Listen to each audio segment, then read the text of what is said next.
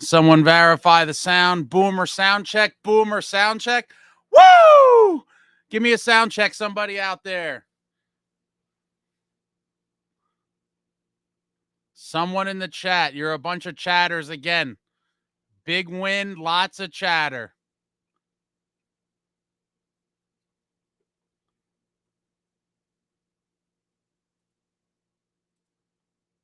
Testing, testing.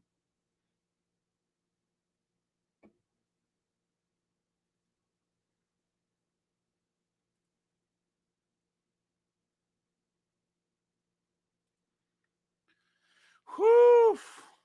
Whew. A big New Jersey Devils win. Welcome back, Devils fans. It is your host, Ace, here on Running with the Devils, where we are talking New Jersey Devils hockey all year long. Please hit that subscribe button, smash the like, share with a friend. Thank you very much. And cheers. Cheers to my Devils fans.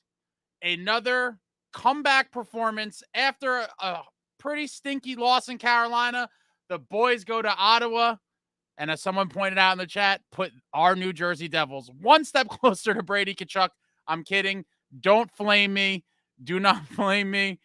Big Devils win, beating the Sens in Ottawa by a score of 3-1. And, oh, wow. Jacob Markstrom really deserved his shutout. It is unfortunate that it was lost in the waning moments of the game, but cheers to my Devils fans. This was a beautiful road win for the boys. Markstrom improving to 3-1 on the season. You love to see it. And the only question I have for the haters is, are you not entertained? Are you not entertained?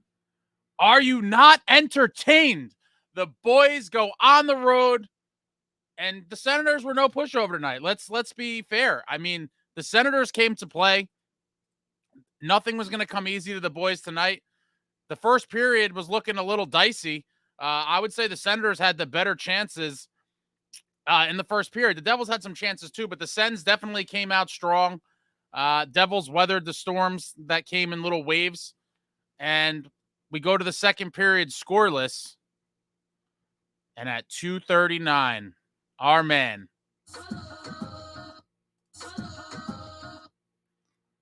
what a little deflection goal for Erik Haula, getting his first of the season, giving the Devils the 1-0 lead. And that should have been the game-winning goal. Haula got screwed late in the game tonight as well. Haula should have had the game-winning goal there. And again, I can't speak highly enough of, first of all, Timo Meier with some great stick work coming up the wall. But Johnny Kovacevic keeping it simple, keeping it gangster, gets the puck at the point, just flips it on the net, and good things happen. Put pucks on net, and good things happen. He just fired it down. Haula on the spot. Devils with the 1-0 lead. And then at 6:26, while shorthanded, a lot of people have been down on this man recently. A lot of people have been down on him. Nasty Nate just comes in shorthanded. Doesn't look like he's doing too much. Doesn't look like he's in a hurry. Just very calm, cool, collected. Kind of stares at Lazar, I believe, was breaking with him. Everybody thinks the pass is going to come. And what does Nasty Nate do? Ripper. Little ripper. 2-0 on the Nasty Nate Bastian shorthanded goal. And that one would be your game winner. Nathan Bastian, in a great moment, Devils' first shorthanded goal of the season. You love to see it. A beautiful shot.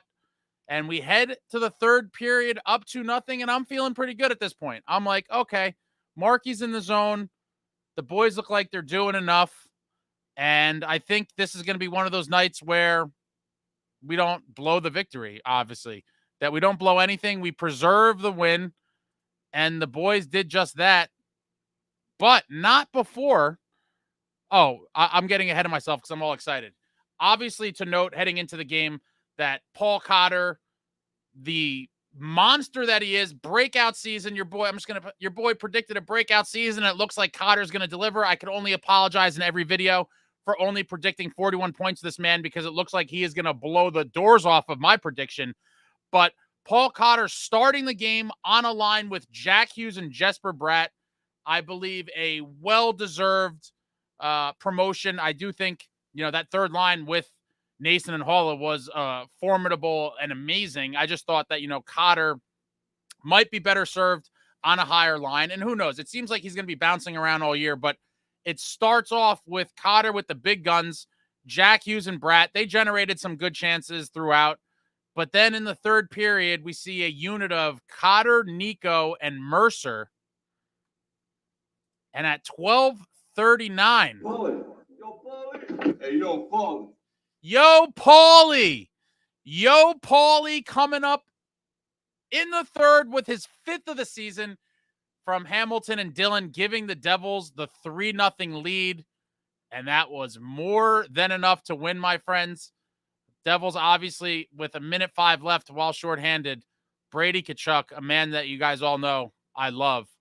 Brady Tkachuk breaks the shutout in heartbreaking, absolutely heartbreaking to blow a shutout in that fashion in the waning moments of a game that was already pretty much out of reach, barring miracles by the Senators. Devils win 3-1. Oh, and just before the final buzzer, obviously, Markstrom had a beautiful scoring chance that looked like, if it wasn't touched, it may have had a shot to go in. Markstrom with some Martin Brodeur-like firing ability from the net. Would love to see him score one as a New Jersey Devil. And I obviously, love goalies and goalie goals. Would love to see Markstrom, and he was so close right there. It would have been I think, honestly, if you asked Markstrom, would you be okay with blowing the shutout for a goalie goal? I think he takes that trade, because shutouts are going to come. I said after the Jake Allen shutout, I think Markstrom is going to get plenty of shutouts on the season, and he should have had one tonight. It's unfortunate, but I think he would trade a shutout for a goalie goal any day, because obviously goalie goals are way harder to come by, and he was so close. And I'm hoping we see some more attempts from Markey throughout the year. But all in all, a great game for Markstrom. Let's just reload the stats here, because the NHL likes to, switch it up. So we go to the game stats. Devils with 35 shots on goal. Senators with 31. Markstrom stopping 30 of them. Faceoffs very close. Devils 47.9% to the Senators 52.1. Devils 0 for 2 on the power play. Senators 1 for 3 on the power play. Devils with 22 hits. Sens with 27. Devils with 11 block shots. Senators with 18. Devils with 14 giveaways. Senators with 16 giveaways. Devils with 3 takeaways. And the Sens with 4 takeaways. And the 3 stars of the game. I forgot to do these the first couple of games. The 3 stars of the game. The third star from the Devils, number 47, Paul Cotter. And the second star, also from the Devils, with the game-winning goal, number 56, Erik Haula. And the first star, also from the Devils, with 30 saves on 31 shots, Jacob Markstrom. And a well-deserved first star for Markstrom. You guys all know, if you've been here before, that I was very ecstatic when we got Markstrom. I wanted him last year. A lot of people cried about his age. I'm not worried about it. He's here for 2 years, potentially more, but at least 2 years. Not worried about his age. And you see the difference, even in the Carolina game. Even in the Carolina game that we lost, the Devils were steamrolled, honestly, in my opinion. We got really beaten up thoroughly in that game. Had we had the goaltending from last year, we are losing that game 6-2 or 7-2 easily. Markstrom stood on his head to keep the boys in there and left us in a position to steal a point late in the game. With, outside of lights out goaltending that game that Markstrom gave us, that's an ugly loss, and he kept us in it, and you saw the difference tonight. I believe with lackluster goaltending tonight could have been a loss potentially as well. Markstrom hanging in there, making beautiful saves, and that is the difference between having, mediocre, bad goaltending, league basement goaltending, to an absolute game changer in Markstrom. He will be an X factor night in and night out. Obviously, there'll be some nights where he has off nights and he looks a little shaky, and that's going to happen. Even the all-time greats, the great Martin Brodeur had some stinker outings. It happens. But more times than not, Jacob Markstrom is going to give this New Jersey Devils club a chance to win night in and night out. There's nothing more you could ask of your goaltender, and it is an absolutely beautiful thing to see. Markstrom making some of those saves, you're like, wow. Wow, oh wow, what a treat, what a luxury to have. It is absolutely beautiful to see a real goalie in the net for our New Jersey Devils. And, don't think that the boys don't know the difference either. It's obviously, there had to be games last year, I've talked about this as well, where it was demoralizing, where the guys were probably driving home and like, well, when are we gonna get a goalie? Like, that guy stunk up the joint tonight and cost us the game. And Markstrom is not that guy. Markstrom is a very good to elite goaltender, and we're seeing it, guys. We're seeing it so far in his young Devils career. He's shown out. He's shown out, and it's beautiful. See what you guys are talking about tonight. Oh man, what a night! I love the win. The beers, they taste so much better after wins. Win or lose, we booze. Tonight was a win. Love to see it. Markey is owed a goal or at least a shutout soon. I think he's going to get plenty of shutouts on the season, but they're losing it with a minute 5. Terrible. After a long time, I will say that I'm finally pleased. Good game. Hamilton cost Markstrom the shutout. What are you doing in front of the net? Clear the effing guy out. Oh, by the way, random side note. I had a couple random side notes. I think it was either the first period or the second period. Brady Tkachuk absolutely buried Dougie Hamilton kind of behind the play, and the camera was kind of panning. And if you were watching for it, because I was watching Brady trail, and the puck was on the other far side of the screen, and no one mentioned anything on the broadcast. But as the camera's panning out, you see Brady just absolutely buried Dougie, sent him to the ice. It was it was crazy, and he kind of drove him down. Refs should have given that to him. It looked like he had a great chance. Siegs needs to learn how to block a shot. Siegs with a couple penalties that, I'm sure he would like back. I thought, that could have burned us early. He got caught up with Brady Tkachuk and kind of pulled him down. When's the SST call-in? So speaking of the SST call-in, I talked to SST. He's not very happy with a lot of you. He feels very disrespected and insulted. And I kind of get where he's coming from. I told him not to, let people bother him, but he did. We do have a statement from SST, everybody. So let me just pull this up here. I am going to read a brief statement from SST, which reads, well, this is after multiple statements of us going back and forth, but this was a statement he would like for me to read to you guys on the live. And here we go. From resident, pessimistic, longtime, very knowledgeable Devils fan, SST 6601, in quotes, Fitzgerald did okay this offseason. The team is better than last year, but still he made some mistakes in bringing some players and not getting rid of others. The biggest issue he's been ignoring is drafting or trading for a big top 6 center. Sorry, but Jack and Nico are not going to cut it if you want the cup. The team needs a big top 6 center. It is a very hard decision to make, but to trade Jack, but I'd do it for a big star top 6 center. I'd keep Nico, though. The Devils are too small down the middle and injury prone at that position. I give you permission to read this message at tonight's post-game live and what reaction in the comments it will bring. Would be interesting to see what other names these people are going to call me. I won't be present. Time to hit the bed. Also of note, he is 7 hours ahead of us. So, yeah, wow. So the last time he was on here, it was 5:30, 6 a.m. his time. But that is the official statement from SST. Last season, Vanacek would give up 4 goals on 12 shots by the beginning of the second period. Again, you're 100% right. It had to be demoralizing to the team. I certainly know it was demoralizing to me and a lot of you. And for fans to see that type of goaltending on a nightly basis, was deflating. Where you're like, here we go again. We're going to lose another game because of goaltending. That is not the case with Jacob Markstrom. Our breakout is still ass, but Markey looks very promising. Markey goalie goal would have been a dream come true. What's up, Amagi? Kovechkin continues to make me smile, let alone Markey being a goddamn stud of a goalie for us. This season has been so uplifting. Yeah, I'm ecstatic right now. I am ecstatic. The boys are, we've seen some bad outings, but Who would not have been thrilled if you could look into a crystal ball and someone said, after 7 games, your New Jersey Devils are 5-2. Sign me up every day. Can't wait for the Marquis better chance versus the Rags. Oh, man, it is the schedule makers really didn't do us any favors in terms of the excitement. The first Devils Rangers game, I believe, was like December 2nd or 5th or somewhere around there at the Garden.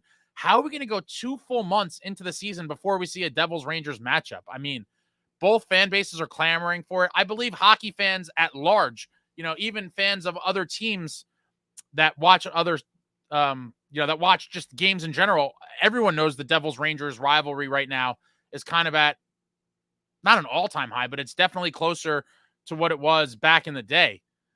I had a feeling they were going to make up for that ass game on Tuesday. Absolutely. Cotter for the heart. Man, that'd be so crazy. Despite the score, I feel that Ottawa was still the better 5-on-5 team.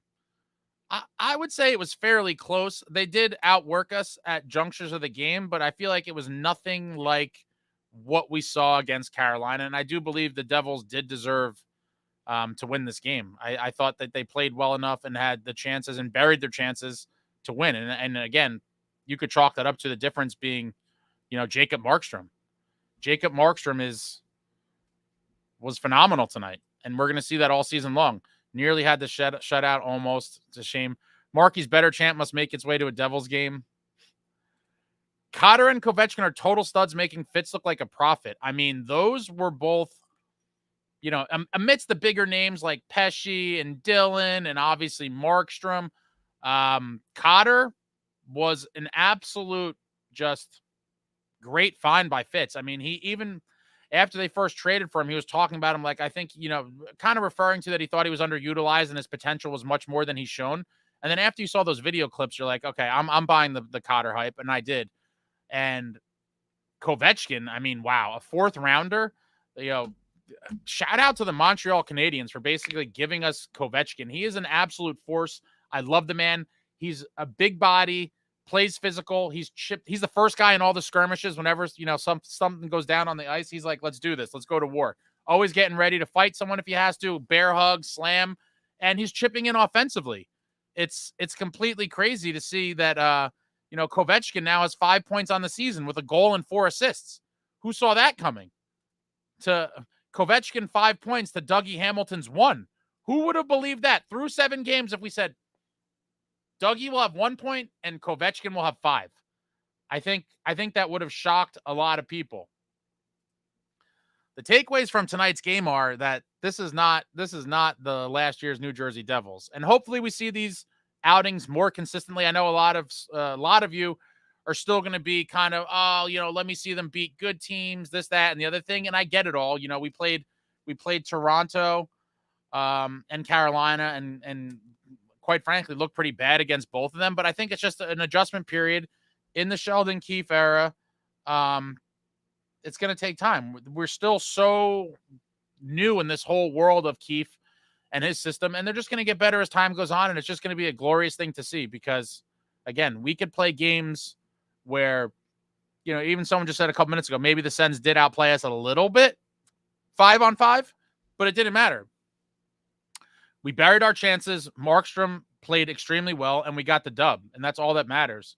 2 points is 2 points. Curious to see if we now see an extended look of Paul Cotter with Nico Hischier and Mercer. I think that could be an interesting combination as well. The reality, guys, is I believe Paul Cotter is going to shine no matter where you put him. I just don't want him on the 4th line, I'll be honest. I don't want him on the 4th line. But lines 1 through 3, Cotter makes things happen. He is just flying around out there. He's physical. He's heavy on the puck. He wins wall battles. He's not getting out-muscled on the boards. He's just an absolute junkyard dog with high-end finishing ability and a beautiful shot. Paul Cotter is there's going to be a ton of 47 jerseys in the Rock very soon. And again, the Prudential Center Devil's Den shop should be sewing them up as we speak because they're going to sell like hotcakes. They're going to sell like absolute hotcakes. Let me see what we got going on here. Markey played very solid. Great win by the boys. We got the Caps next. Yeah, and hopefully we give them another loss. Hopefully we hand the Caps another L on Saturday. Wow. Looking to go 6-2. Devils coming back home with a chance to be 6-2 through 8. Marky didn't have to stand on his head, but still had some clutch saves. Absolutely. Seemed the second the Devils started playing heavier, things went their way, especially in the second. First was a chess match. Yeah, first period wasn't one of those proverbial kind of feeling out rounds, if you will. But you know, they're just going to get better as time goes on. Heavier, edgier, more violent, and the results are speaking for themselves. Yeah, they're figuring it out game by game. Exactly. I do believe by, sometime December, we're going to be looking like a well-oiled machine. This is where we start. Yeah, starting to think Nemitz may end up being the next one with the short straw when Pesce is ready. I mean, the reality is there's zero. If it's up to me, I'm not even considering Kovacevic coming out of the lineup anymore. Kovacevic is cemented in my lineup. And so now it's up to everyone else to figure out who's going to go. But it seems like it would have to be Nemitz. And I think they should send him to the A, in my opinion, and let him play monster minutes and let him play shorthanded and let him play power play. Let him be King Dingling in the A and just get some more work in. It's going to be devastating to him because, I don't think the coaching staff or any fans or anyone remotely saw this coming. But again, defensive depth is a beautiful thing to have. And as a result of the acquisitions in the offseason, we are extremely deep at the blue line. And Keefe's responsibility is to ice the best lineup possible. And right now, unfortunately, when Pesce's healthy, that lineup does not include Shimo Nemitz, in my opinion. Kovacevic has been an absolute monster. How are you going to take this man out? I think Nemitz might get sent down to the AHL. I do too. You just can't take Kovacevic out at this point. I just can't see it. Taking that penalty in the last few of the third did not help his case. No, absolutely. 7 likes, 21 viewers. Oh, thank you for someone reminding me because I'm so terrible at this. Please give your boy a like, hit the thumbs up. It costs half a second of your time and $0.00. Thank you very much. If you could just hit that like for your boy Ace. Big Devils win. I don't think Keefe will tolerate that. We're going to see. Good win, but until they beat, here we go. Until they beat playoff teams, I'm staying cautiously optimistic. The Senators might end up being better than a lot of people think, and especially when Ullmark is healthy. It's crazy that he already got hurt so quickly into his Senators career, but I'm not writing them off for dead. I think they're going to be in the race. I think they're definitely going to be in the race. And if it's starting to get close to the trade deadline, if for some reason they're not in the race, oof. If they're not in the race, you already know where my head's going with that one. If they're not in the race, it's going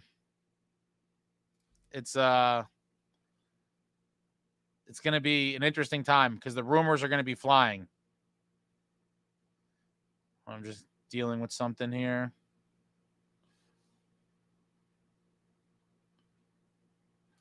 Yeah, I don't feel the need. I love the guy. I would love to have him on our team.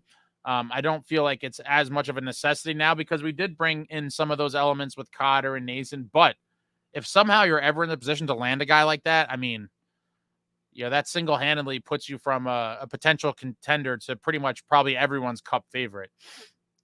Devils could have scored 6 or 7 if not for some fancy passes in the ozone. Easy win tonight. I don't know how easy it was. I mean, it was a nice win. It wasn't always in hand. Oh, here we go. Plot needs to go. I love that Keefe knows this. You can't have a $6 million anchor and compete in June. Bastion and Lazar are fourth liners playing a man down. Yeah, it's a bad contract, and unfortunately, it's one that even from a couple years ago seemed like it wouldn't age well. You never want to be paying a guy on your fourth line $6 million. I don't know how easy it would be to trade him, even with retention. It's going to be interesting to see if they try. I mean, maybe he could be a fit somewhere if there's retention and we package something else with him. They're going to have to sit down and break out their calculators to figure out really what is the least net cost to the Devils to get rid of him, whether that's going to be, retention and packaging up a pick or prospects or just straight up buying him out. It's it's really interesting to see how that's going to play out. But hopefully they figure out a way to deal with it, because if we had that cap space right now, we could make a monstrous tsunami type splash at deadline time. With that money off the books, you have a lot of options. Markstrom got screwed. He played great on piss. Nemitz took that penalty. Yeah, I think we all are, including Markstrom. Nemitz owes him a nice dinner or something, because that sucks. It's a shitty way to lose a shutout for sure. The other big issue is the top guys need to start stepping it the up. Hamilton, Hughes, Bratmeyer, Nico, Mercer, start earning those paychecks. They will. I'm not worried. Tkachuk is a step closer to Jersey after tonight. Oh, I would, all of that is my dream of all dreams, is to land Brady Tkachuk some way, somehow. And if they fall out of the playoff race, I could see a lot of teams circling like sharks, trying to figure out how to land them. At Traveling Devil, I think the main thing isn't so much figuring the style out, but more figuring out consistency out in this new system. But I agree. Yeah, so far we've seen a little bit of inconsistency, and obviously the better teams gave us more trouble. But once they kind of start playing this way night in and night out, it's going to be a fun season. It is going to be an absolutely fun season, and I do believe the sky is the limit. Devils aren't getting Tkachuk. I'd be happy with Palat, salary dump, and high picks or prospects, and a player like Coleman.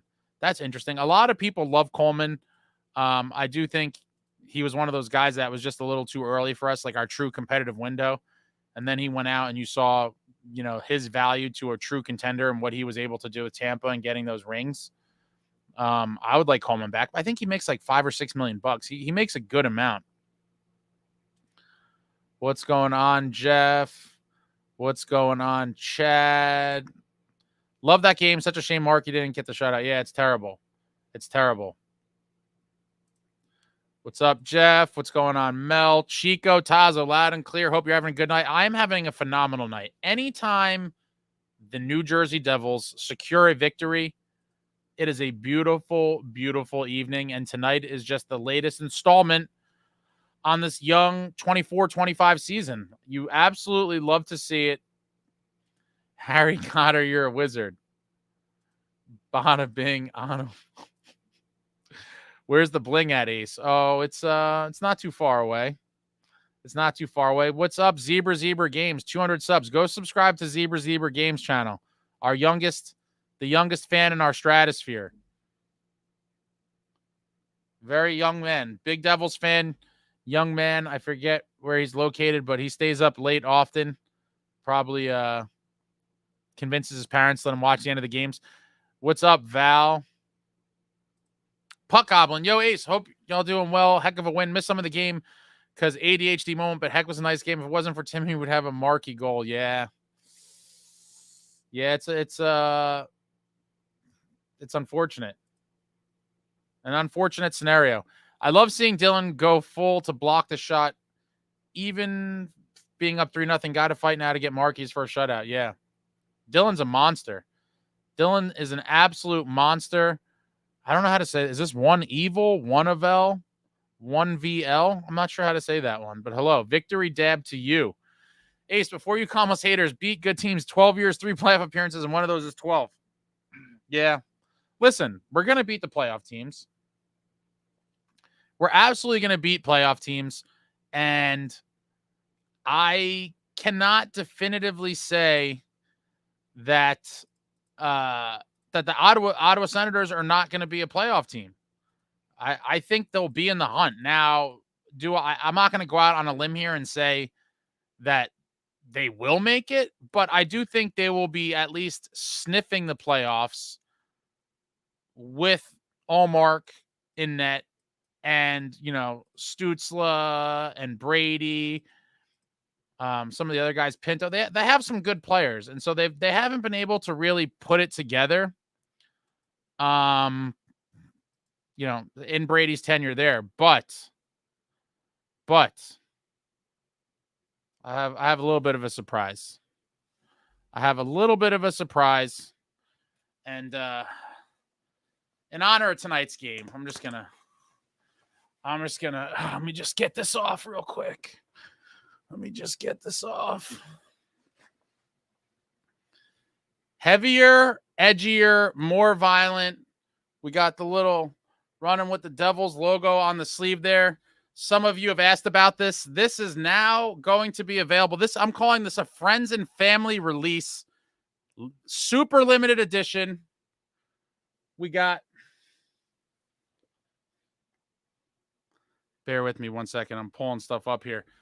Here, this is a tee. Heavier, edgier, more violent. We got the little, we got the running with the Devils logo on the sleeve. These are not, paper t-shirts from wherever they make those junks. These are Hanes beefy tees. These are quality garments. Hanes beefy tees. These are printed in New Jersey. And give me 1 second here. Quality garments for quality fans. Here is the link. These are super limited edition. Not many of these made. All the info is on the page if you are interested in your own heavier, edgier, more violent shirt. Give me 1 second. Just dropped the link. Sizes are super limited. Again, friends and family release. Available now. I just dropped the link. Not many at all. And in conjunction with the t-shirt, there's also the hoodie version. I didn't wear it because I'm all fired up and I'm kind of hot. This is the hoodie version, same graphic. These are even more limited. There's only 12 of these total made across all sizes. Only 50 t-shirts made across all sizes. Hoodies, there's only 12. I will drop the link for that in a second, but these haven't been advertised anywhere. I'll probably start advertising them tomorrow if there's any left. The hoodies are super sick. Again, also a Hanes garment. This is not cheap garbage kind of made in wherever. This is Hanes quality garments printed in. There is the link for the hoodie. Good luck if anyone's trying to get them. There's certain sizes that there's literally only one. There was only 12 made total, and a few got given away. So this is you guys are my friends and family here on this channel, especially those of you that come to the live. Let me know if it's working. I'm hoping the website works, but there could be potentially issues, I suppose. I'm looking on mine.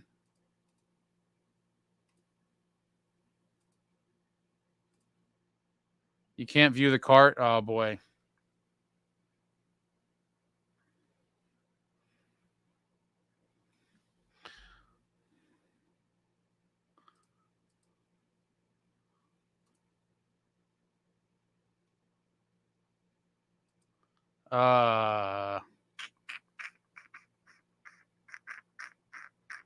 Give me 1 second. I'm talking to IT.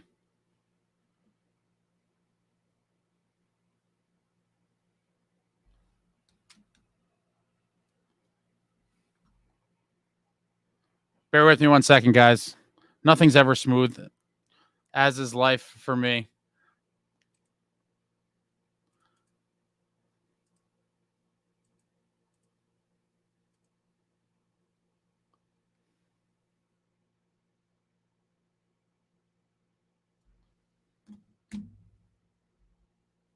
I'm waiting to hear back from IT. I'll keep you guys posted. My apologies for that. I may have jumped the gun and got excited. Yeah, but these are pretty sick. I'm not gonna lie. I'm very proud of this. I've been messing with garments for a while, but oh man, on the sleeve right there with the heavier, I got to get one of these to Fitzy. I got to get one for Fitz. Let me get back up here. We're working on the site issue. My apologies. Let me see here.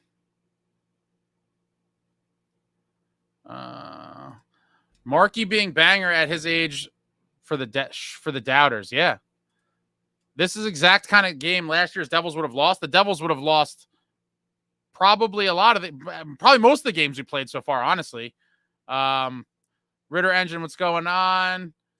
Jay Snow, they need to get the top two lines going. Yeah, they absolutely do. Let me just play with this.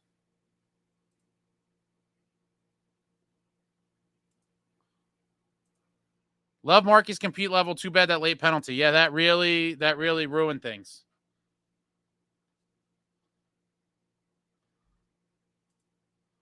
Oh, totally. Even the ciders too taste way better as well. More vibey and sweet. Devils aren't using their speed as much. We see it in spurts. But yeah, it does seem like a lot of the breakouts are a little choppy and, whatever else. This win brought to you by Heineken. Absolutely. This win is brought to you by Heineken. My liver's doing good because I've kind of transitioned from, I still dabble with hard liquor, but I've transitioned more to, beers and, the seltzers and all those kind of drinks. Not a great night after the Yankees collapse. I honestly have no idea what happened in the Yankees game. Baseball is not for me. Baseball? Take a little nap. Hamilton's softness is starting to really piss me off. Listen, he's playing way more physical than he has in previous years. Obviously, you'd like to see him, increase the intensity from where he is now. But, last year it was non-existent. So, and Sheldon Keefe even said, I think it was pregame or maybe last postgame, about Dougie kind of embracing more of a, physical game. They mentioned the Kachuk hit on the Ottawa broadcast. Yeah, I bet they did. Yeah, he absolutely buried Dougie. It was kind of crazy. It was like right off the camera.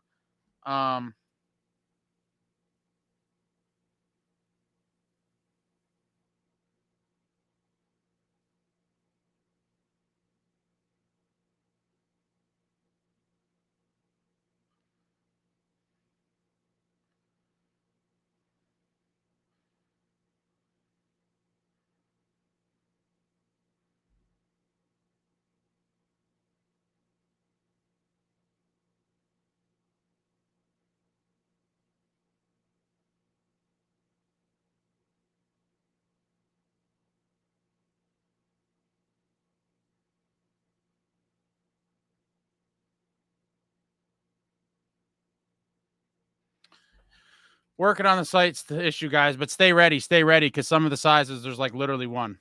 Right, Hamilton's big for no reason. Not for no reason. He does use his size in certain instances, and he boxes people out sometimes and uses his hips to kind of win some battles. But you would like to see him much bigger, and that was my biggest problem with Kevin Ball. Going back from last year and before, I wished Kevin Ball would have developed a nasty streak, and I thought with his frame, he could have been a bruising kind of just absolutely ferocious defenseman for us. And I was hoping that maybe the Devils would give him one more year to see if he could kind of find that nasty game and really use his size and crush people, because he was huge. He was a really big dude, but it just never kind of materialized. And he was shipped out in the offseason as well. And it is what it is. The defense we have now is absolutely beautiful. And all of the dearly departed players probably really wish they were still here, because this team has the potential to be a juggernaut. Stan is like 5 hours ahead of us. He is actually 7 hours ahead of us. Late penalty notwithstanding, I thought tonight was Nemitz's best game of the season so far. Imagine Casey with Dougie size. I can't imagine. I don't know that, if Casey was Dougie size, he'd be able to do some of the magic that he does do, but that certainly would be interesting. Casey's just, he had a bad pass. I forget what period. He kind of threw it across and it led to a 2-on-1 the other way. But outside of that, I don't remember really any glaring plays where Casey, scared us in our own zone.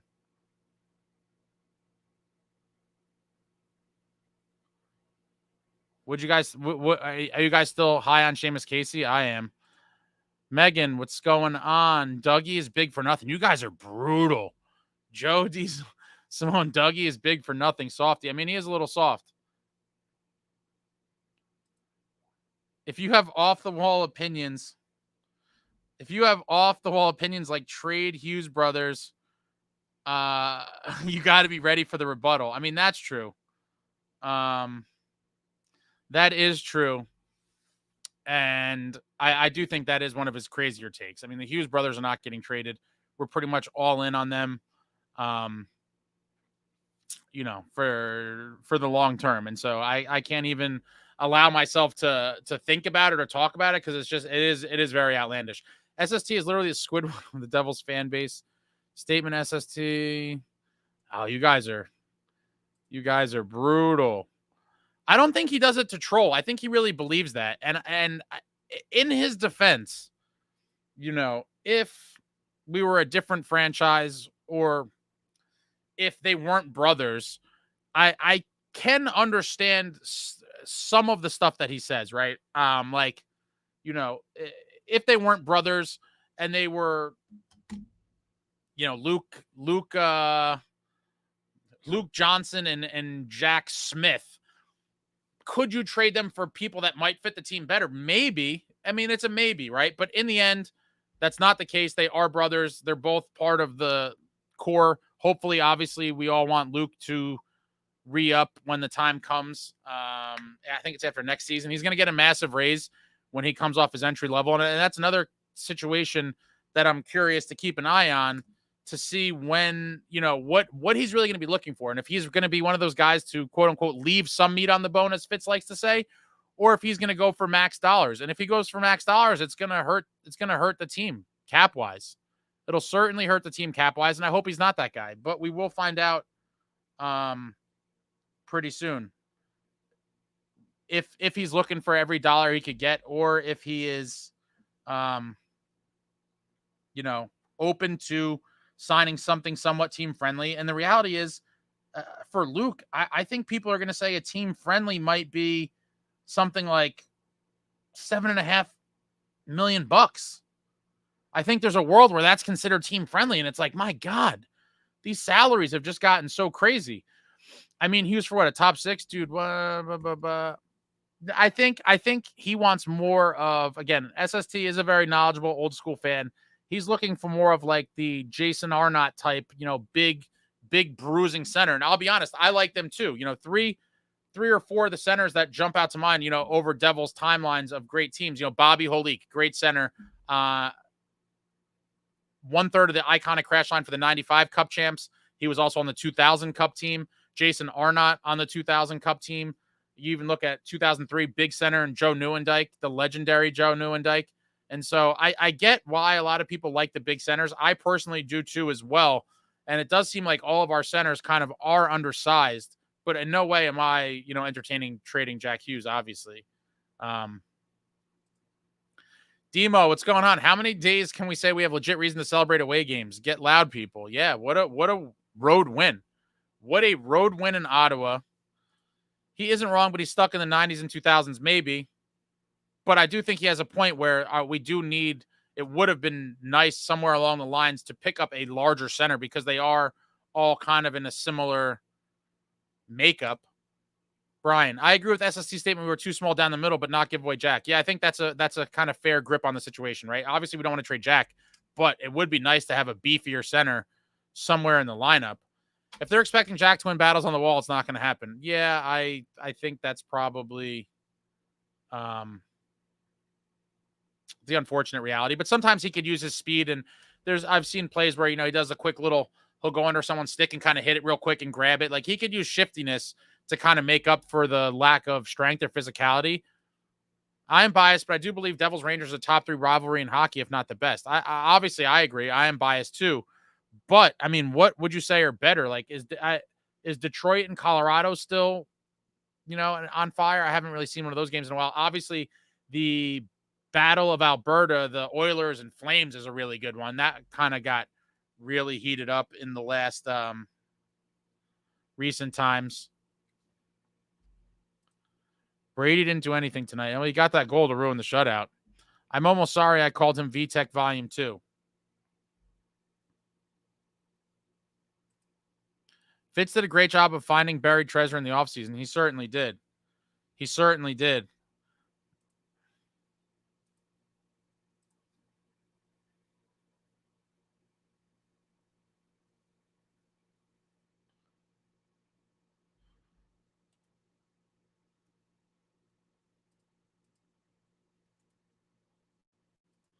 I admit my mistake, mea culpa. Deflected one off the post so we came close, but I agree, Jay Snow. If he has 7 hours time difference, he lies since he said he's in London. Did he ever say London? I'm not sure if he ever gave a definitive location. We've been starved for goalies. It's early, and Mark wasn't my first choice. Credit where it's due. He's been really good. Yeah, I was high on Markstrom all along. I just think the change of scenery with this new and improved defense, I was a big fan of the Markstrom acquisition, and I remain a big fan. I just hope everyone keeps that kind of thought process and remembers what he's done thus far, tonight, and even in that bad loss against Carolina, because there is going to be some games where he does play bad. And I hope everyone doesn't come in here and they're like, I told you this guy's ancient and he sucks, this, that, and the other thing, because that would be terrible. 5-2 with the top 6 practically being invisible. I don't know about fully invisible, but they've definitely underperformed. I think underperformed would be an accurate statement, and that's the beauty of the depth scoring. And tonight, Haula came up big with that beautiful deflection. Nasty Nate with a shorthander that no one saw coming. People have been really down on Nate Bastian. A lot of people hoping to see kind of him upgraded for somebody else. I do think Hallinan from Utica could be an interesting fourth liner, but maybe Nate is a little bit slower to get started and he's going to really start surprising us. But tonight was great. He was just so calm, cool, and collected coming down the wing. And he just looks at Lazar and just rips that shot. I want to see the Devils start beating the good teams. Me too. Ace, little newbie fan question for you. Which non-traditional rivals would you say NJD have outside of out west? There really is none. In my opinion, I always, just because of old series, I always want to beat the Avalanche because I'll never forgive them for that 2001 Cup Finals. That just sucked.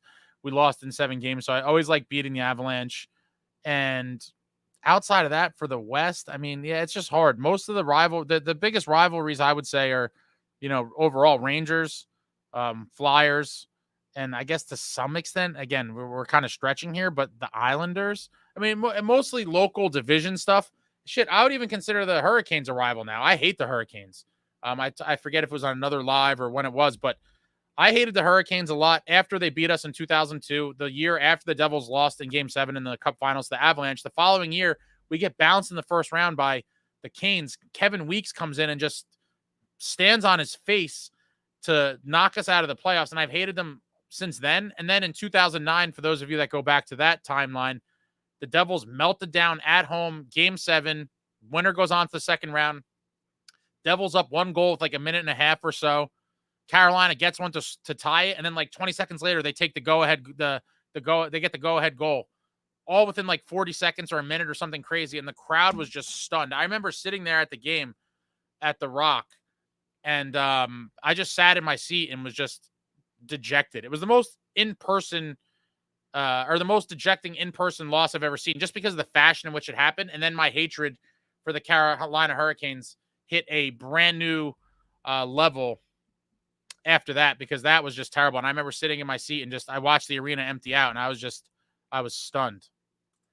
Even the commentators were saying that Devils look different, said the new team looks more resembling the Brodeur, Stevens, Danico era. Yeah, it is. It's still quite a bit of ways away, in my opinion, but I definitely have those feelings of it's much closer to those teams than anything, anything we've seen in years.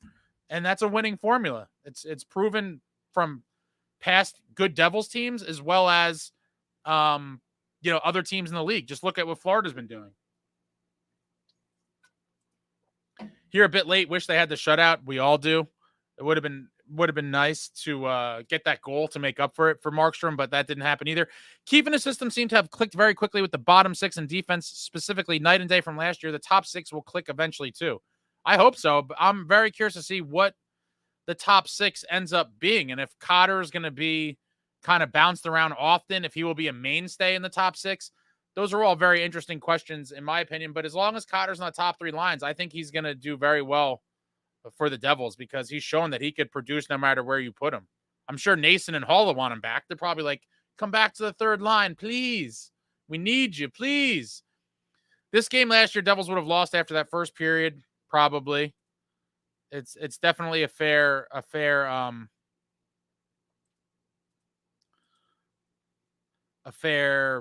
kind of thought process. Love Cotter on the top 6, as do I. I absolutely love Paul Cotter. Good.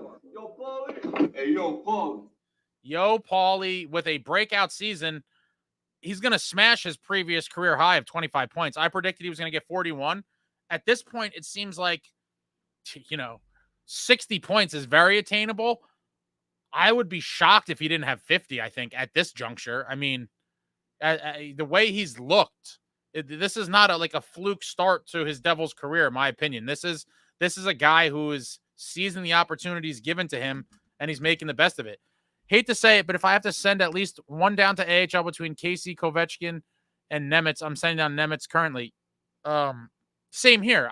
Kovechkin's never coming out in my book, but the problem is that only takes care of one spot. So when Luke and Pesci are back, two guys are going to have to go. Nemitz is definitely one of mine. And then I guess we're going to go back to the debate that a lot of people have been having for the past few days. And I would imagine it would come down to a Seamus Casey versus Jonas Siegenthaler situation for the other spot. And the advanced analytics on Siegenthaler have been very good. And I think that's going to be, the team is very high in analytics. I think they're going to look at that. And I unfortunately think they're going to send Casey down to play in Utica, but you never know. You never know what happens in this league. But if I had to guess right now, I would say Nemitz and Casey are going to be the guys going down. And it's unfortunate, but again, beautiful problem to have. Incredible depth on the blue line.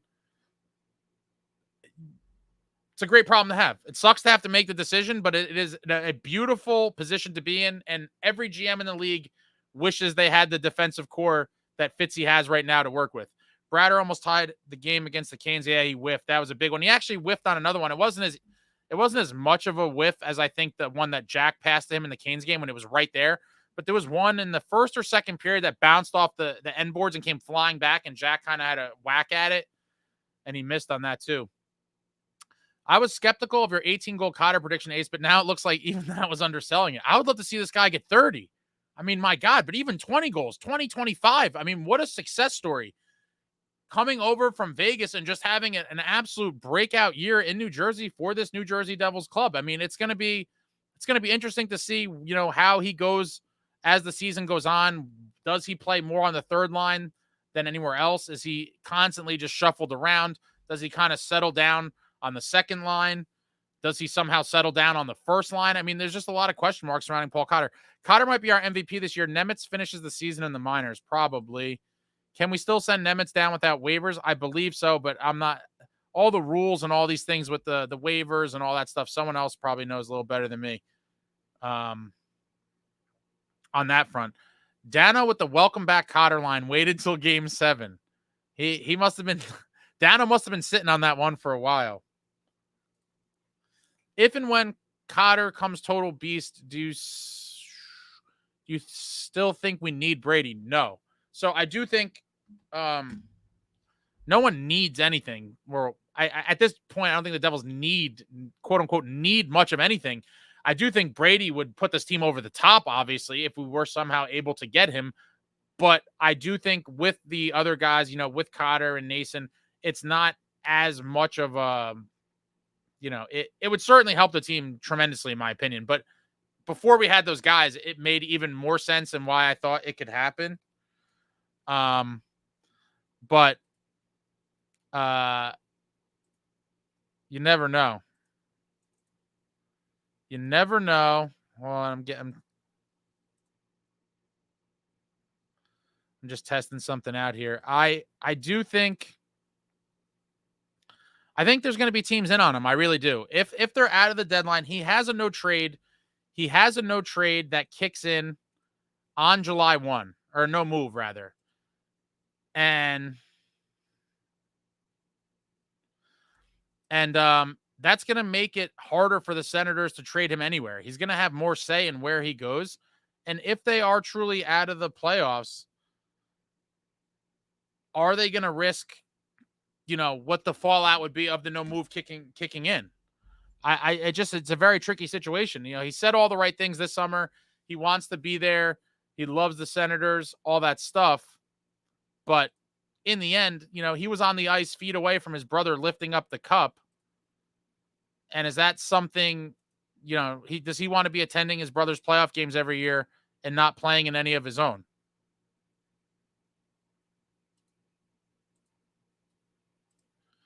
The emergence of Cotter and Fitz dealing from has gained a little faith back. It also makes Palat and his $6 million a lot less appealing.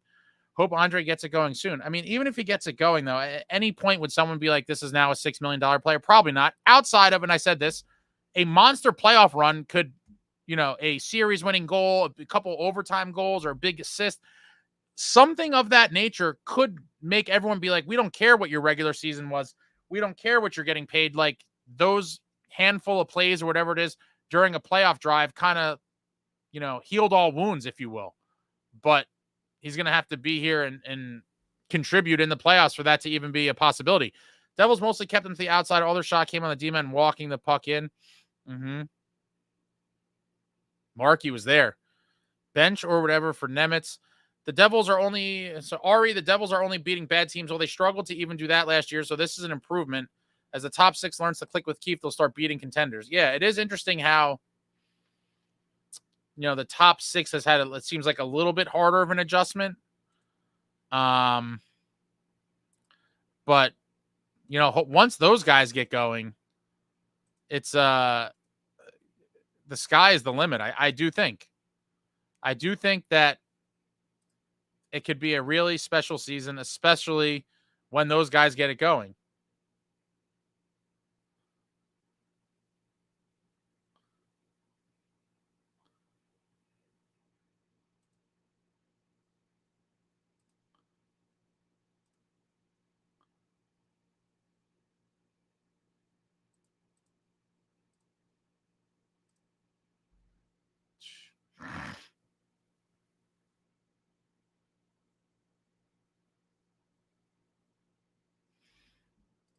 Bear with me, guys. I'm just trying to load something here.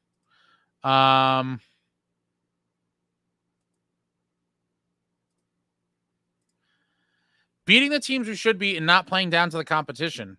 Yeah. And again, I think this Senators team has a chance to make the playoffs. I think they really do have a chance to make the playoffs. I don't think that they're dead. And,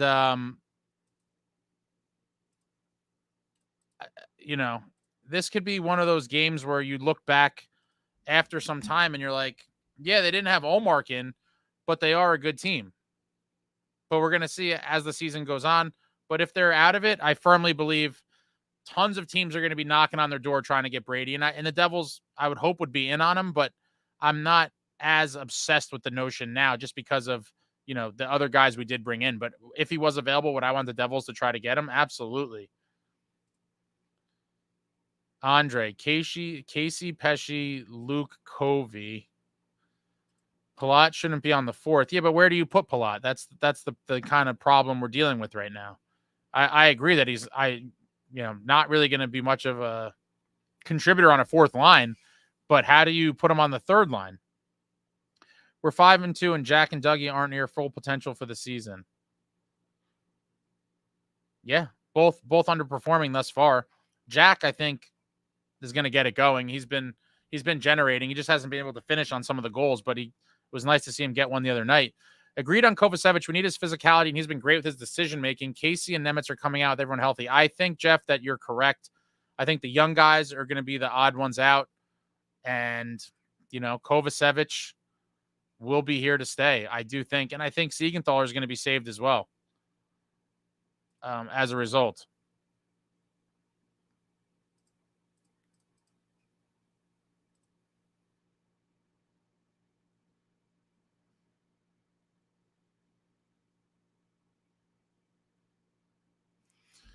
Bear with me again. Just got some kinks to work out here.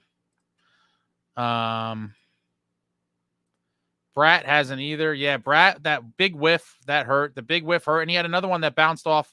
It bounced off the wall tonight, and it wasn't as clean. It wasn't as clean of a look for him as the one against Carolina to tie the game potentially, but it was right there, kind of in his wheelhouse, where he had a whack at it, and it just didn't. He couldn't get it, and it sucked. It sucked. Wish he could have buried it. Once he gets hot, he could score them in bunches as well. Calgary was only beating playoff teams last season bad point, but felt like mentioning it. The Markstrom show tonight, love to see it. Anytime you get great goaltending like we did tonight, you absolutely love to see it. Jacob Markstrom is going to be the difference on a lot of nights, and I am pumped that we got him. I was pumped when the rumors were swirling around. Very high on my list of realistic, guys to go after, and I'm glad he got here. And Marty had a big role in that as well. Marty just did an interview with NHL.com. Check out that video if you haven't seen it. It went live today. I kind of read the article and give my thoughts on it. But Marty did an interview with Mike Morial from NHL.com, and he said that he was in Fitz's ear about getting Markstrom. So Marty was definitely instrumental in bringing Markstrom here because I think he saw, the potential, and he likes his size, and there's a lot of things about Markstrom Marty likes. So he was pushing for Fitz to get him. That rookie pairing of Nemitz Casey worries me. It worries me at times too. I didn't think we'd see him again tonight. After they kind of got a little smashed up on in that Carolina game, I thought they were going to get broken up, but they're back together for now. We'll see if they could continue to not get exposed, they might stick together. But I never like putting two younger guys together just because, you could potentially see stuff like we saw the other night where teams just kind of took it to them. Olmark was shit on Buffalo. He'll be shit in Ottawa. We'll see. A lot of people wanted Olmark. Listen, a lot of people wanted Olmark, and I was skittish on him just because, I said he played well on a very good Boston team, and he didn't have a full, really kind of starter's workload for the most part. He was playing in a tandem, and that always worried me. I didn't want to take the risk on him. A lot of people did. I said I'd rather wait for someone else in the future and go with Markstrom, and I'm glad that Fitz was, I think, in on Olmark maybe even last year, and I'm glad that never panned out. I am a Markstrom guy. I'm very glad we got Markstrom, and I'd much rather have him than Olmark, if I'm being perfectly honest. Like, I was not interested in – I wasn't buying the Olmark hype whatsoever. A lot of people were, but I wasn't. Devils need to trade Mercer for Pinto. I mean – unlimited amounts of pork roll for Brady. It's Taylor Ham, Mark. It's Taylor Ham. Trade Palat and Nemitz package for a forward. I mean, I don't even know, who. Again, because of his contract, you would need to find a very special situation for another team to think that makes sense, in my opinion. Now, could it happen? Maybe. I don't know exactly what that situation would be, but it's an unfortunate one, and we're going to have to deal with that contract. I mean, it sucks. It's a bad contract. Also need to focus on defensive pairs. They should try out different pairings because a player can be decent individually but not good in a pairing, which, yeah, I agree with that as well. And I think Casey would be better with a more veteran partner, as would Nemitz, but I'm thinking Nemitz is going to be going to Utica. I just don't see how you keep him in over Kovacevic. I think that would be, at this juncture, I would be kind of shocked by that. The stuff with Casey, I always said I'm not going to be surprised either way. And it does seem like Keefe is very high on him. But either way, I'm not going to be surprised with that. But Kovacevic coming out of the lineup would absolutely shock me.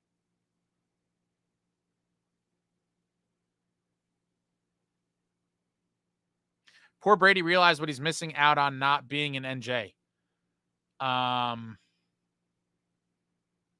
I'd hope. But again, it's going to take a lot of things for him to ever come here. But it makes all the sense in the world. I've said that before. It makes all the sense in the world. But, obviously one is cap space is a big issue. So, we would have to get rid of probably at least 2 to 3 guys to make that cap space.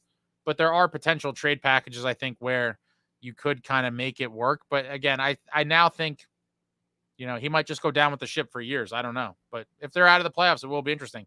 Mercer hasn't done anything offensively. Yeah, it's not been the best start for him either. And I knew a lot of people with the contract stuff and that being a big story and the whole, missed one day of camp, that people would be expecting him to kind of come out flying. I think he's going to be A-okay. I just don't know that he's going to ever produce the amount of points that a lot of people kind of want to see from him. And I think a lot of people are expecting to see that 60. I mean, I was hoping for it from him as well.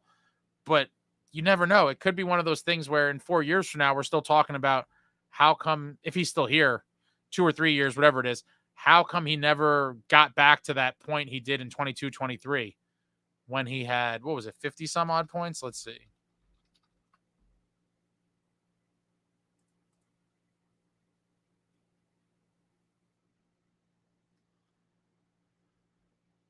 Yeah, it was 56 points. That magical 22-23 season that I love talking about so much. Maybe it'll be hard for him to reach back to that. I didn't think it would be, but we'll see. Would you prefer your NJD Stanley Cup 2024 champs t-shirt red or black? I'm always partial to the black. Always love black. Black's my go-to for pretty much most apparel. Palat is a negative asset. You got to give up more to get something decent back. Yeah, I think to get someone to take him, you're going to have to, retain salary and package other stuff with him. But maybe he could prove his worth in the playoffs. Again, that would be a great story, right? We get to the playoffs and he has a magical run. It could happen.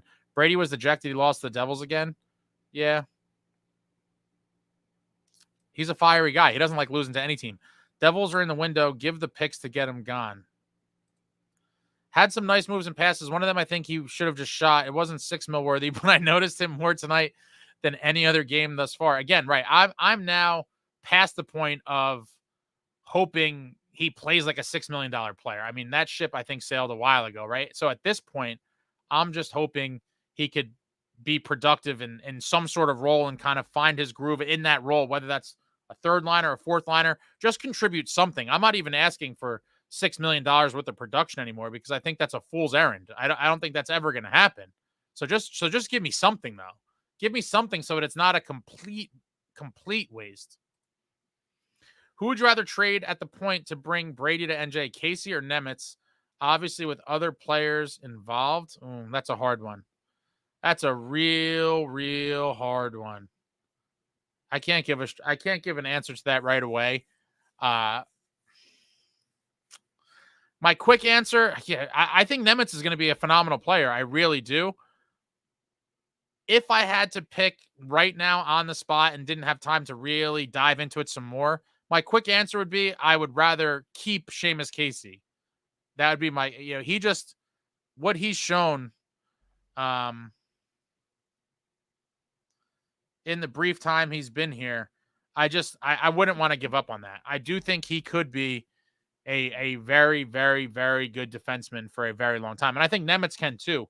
But Casey seems to be at a different level, in my opinion, in terms of skating, his vision of the ice, anticipating plays, where the puck's going to go, where other guys are going to go. He's, I think he's a notch above at the moment. Winning is winning, outplayed or not. Games are won by scoring. Yeah, absolutely. Nico has been taking on a more defensive role and shutting down other teams' top lines this year. Always going to be that defensive responsibly guy. Love Nico. Underappreciated and underrated league-wide. Hey, Ace, another newbie fan question. Is there any notable former players who might kind of a no-no to have the back of NJD jersey? I don't know what you mean by that, Puck Goblin. Elaborate on that. I don't know exactly what you mean by that. Coleman 4.9. Yeah, it's a lot of money for him, but great game. Marky Gipp was soft at them. I'm glad to see Bastion. That was an absolute sick shot by Bastion. Credit to him. Oh, boy. Really send a message and rock that McLeod jersey. Last year we beat good teams, lost to all the bad ones. Yeah, I was there for some of them. We lost to Anaheim and San Jose and a lot of really just giving away points against bottom feeders. I just got here a few minutes ago. I'm guessing the Devils' biggest hater fan hasn't reared his ugly head tonight. If you're referring to SST, I read a statement from him earlier. He's 7 hours ahead, so when I came on here, it was like 5 a.m. his time. I love this. Someone asked this at least once every single day. When is Pesce coming back? I have no clue. They said he was week to week, I feel like a couple weeks ago. At this point, I'm hoping we see him in November, but I wouldn't be shocked by anything that happens. I mean, you know how the organization is with injuries and reporting on injuries, and so we're never going to get a fully kind of transparent answer.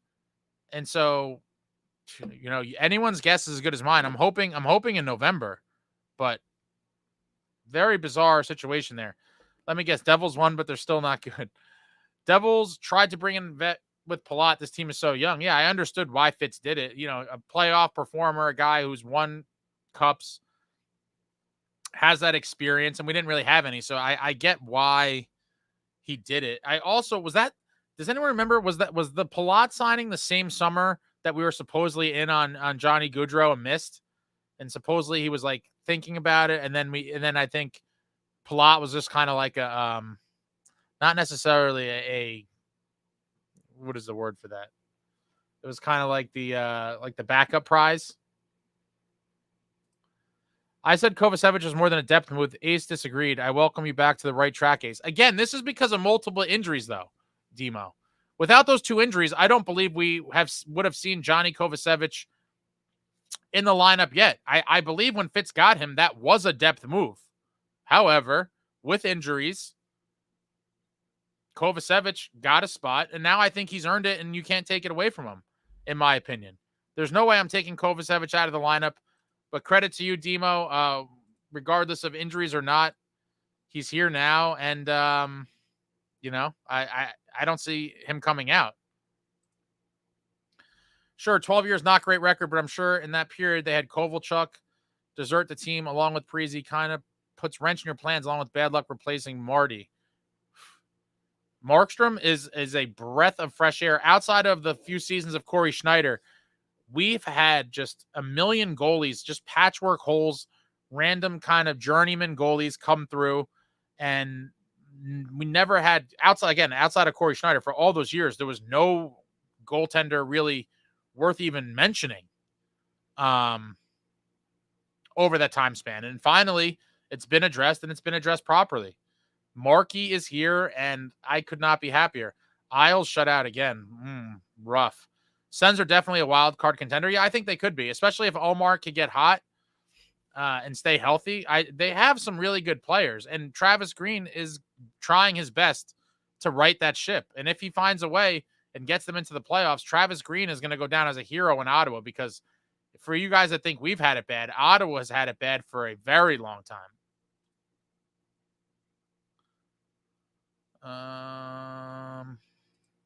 Ottawa isn't making jack shit. Omar was a product of Boston. Look what he did in the playoffs to them. Love the shirt. I was a guy that thought, you know, Omar was a product of Boston. That was the main reason why I did not want him. A lot of people on this channel were commenting, because there's tons of videos I put out about the goaltending thing when it was happening. Tons of people wanted Omar, and they were like, Markstrom's so old. Go get Omar. I couldn't be happier that we didn't get Omar. Not to mention, what was the extension he signed? I think 8 years times $8.25 million. My God, give me Markstrom at $4 million with retention all day long. All day long. I think Fitz knocked that one out of the park.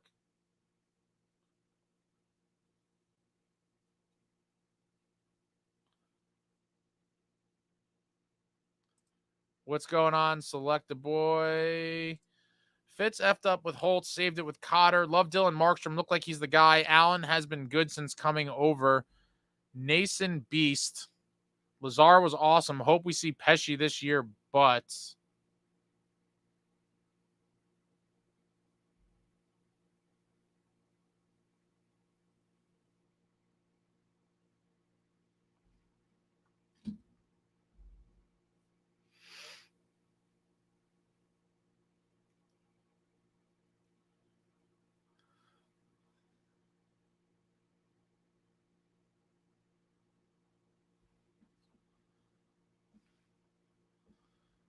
hold on one second, guys.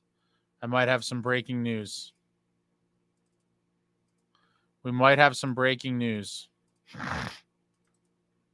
Breaking news, potentially. Bear with me.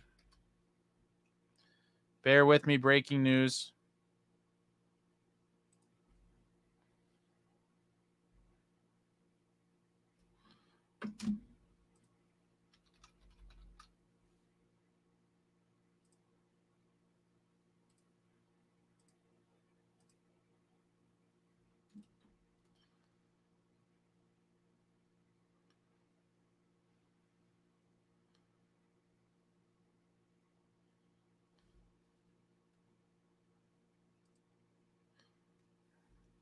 Hold on, I gotta wait a second before we go. Oh man, look at this. Alex Holtz, 4 games played. I knew that everyone was going to come with the comparisons, and it's only natural. Alex Holtz, 4 games played, 0 points. Yeah, it's unfortunate. You know, Fitzy saw the writing on the wall, and I have to give him credit. I initially, in my initial haste, I came on here and I was in meltdown for a minute. I quick research into Cotter. You're like, okay, he could be a fine player. Great. But when you see the package that we sent there, Akira Schmid was my guy. I mean, listen, the Devils were dead and gone in that Ranger series. Vitek shit his pants in that series, down 2-0 after losing both games in our own building. And Akira Schmid goes into the Garden and wins 2 huge games. Obviously, we go on to win Game 7. Akira with the shutout. After that night, I was like, no matter what, on this channel, on this program, Akira Schmid will always be a legend. Salute. What he did in that series was phenomenal. The joy that I'll always have watching those clips of the handshake line and some of the clips I took myself of Ranger fans filing out of the building by the hundreds and thousands, and all the Ranger fans getting trolled outside of the arena on Edison Place while we played their stupid goal song. Oh, those are lifelong memories that Akira gave us. And I thought Holtz could have developed into the the top 6 guy we all wanted. But in the end, Fitz, that is a masterclass trade from Tom Fitzgerald, because Cotter has been, not only the story, I guess, of the Devil season. He's a league-wide success story at this juncture.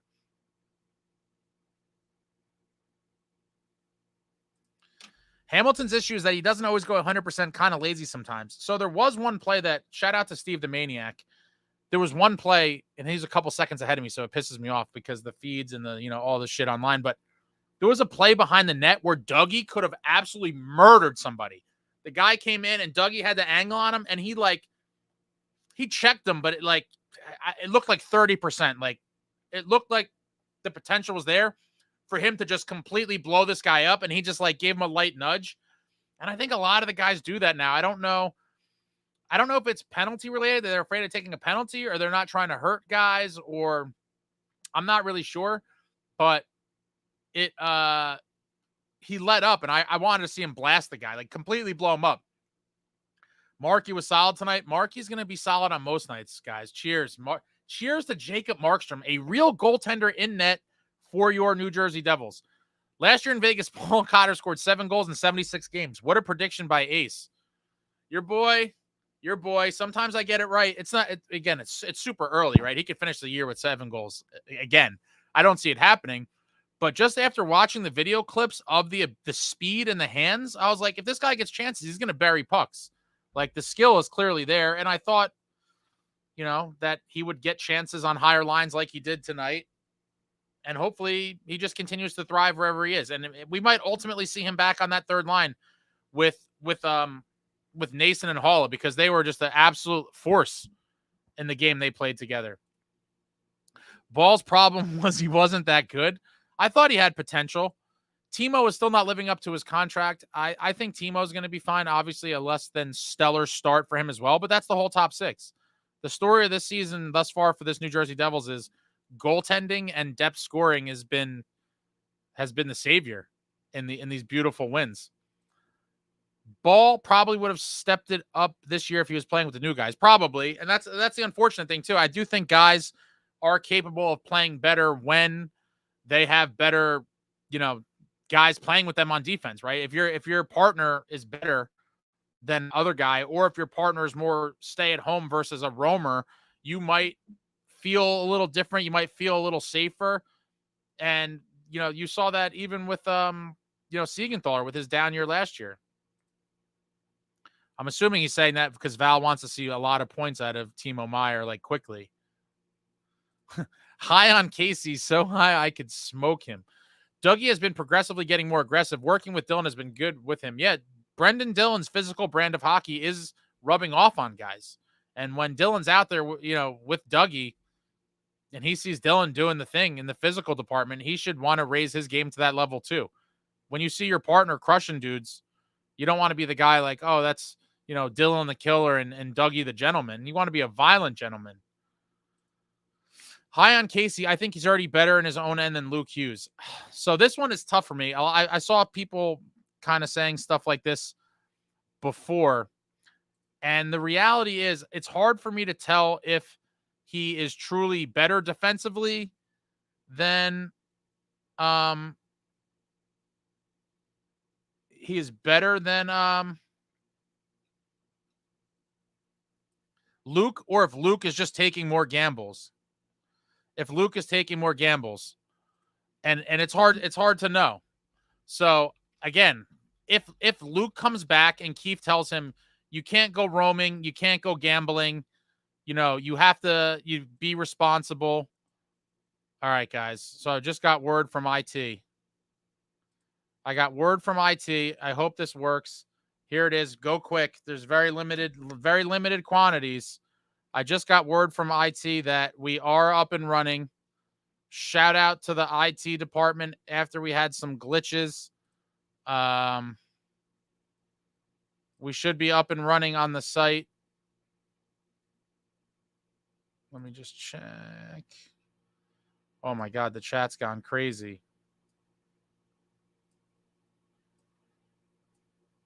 We should be good on the site. Oh my God, it's still down. Wait, I got a couple payments have come through, so maybe reload. I don't know. Can someone chip in? Guys, I will eventually get all this down to perfection. I'm still new in the game here. That should be the hoodie link. A couple payments have come through. And so heavier, edgier, more violent, t-shirts, hoodies, very limited. Get a little heavier, get a little edgier, a little more violence.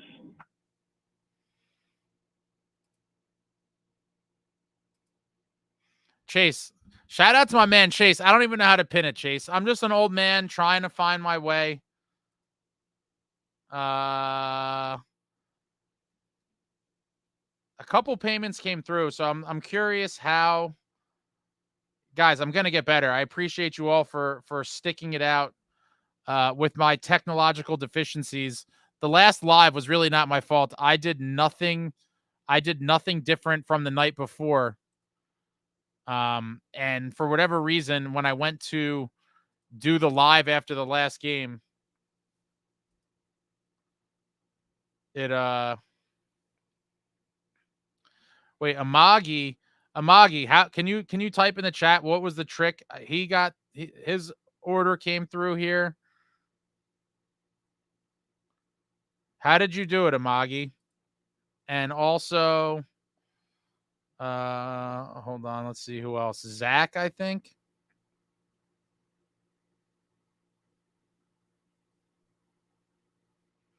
Yeah, Zach and Amagi got through.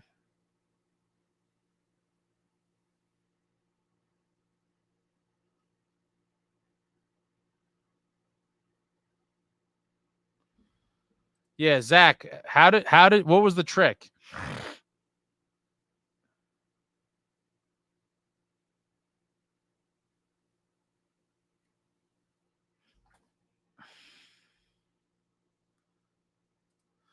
So you just clicked on and followed the Venmo thing? Man, what a sick shirt though, huh? The Friends and Family first release, limited edition. This thing is absolutely beautiful. A Hanes beefy tee.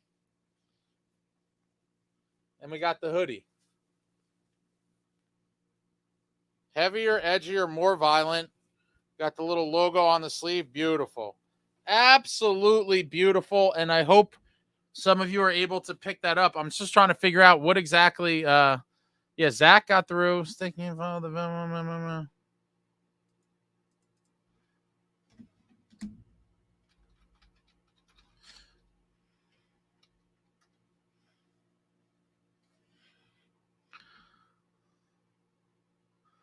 All right. If somehow those of you who are trying to order can't figure, or it doesn't work for some reason, message me and I'll make sure that you somehow will get you sorted.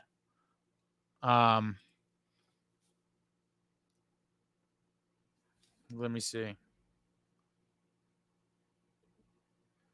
There's definitely some orders that have come through.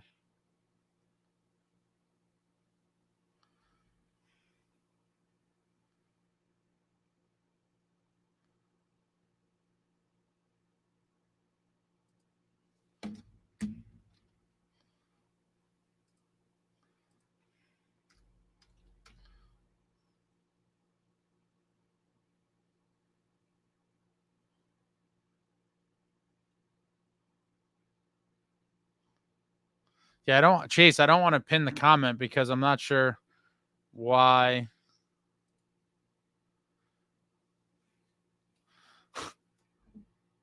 Is anyone else able to? Let me try it on my phone.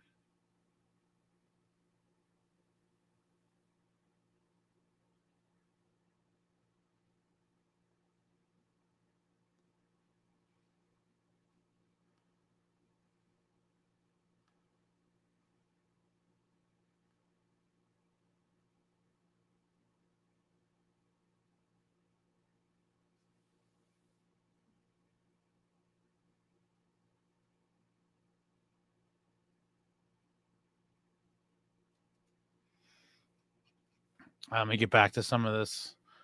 Wow, yeah, you guys are a chatty bunch. A very chatty bunch.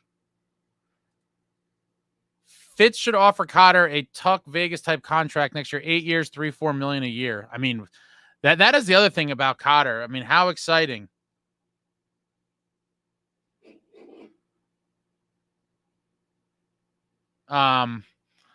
Cotter is going to go from making $775,000 to his next contract. He's going to have some real money. Like, he'll be set for life, and good for him because a lot of guys in his position never make that jump.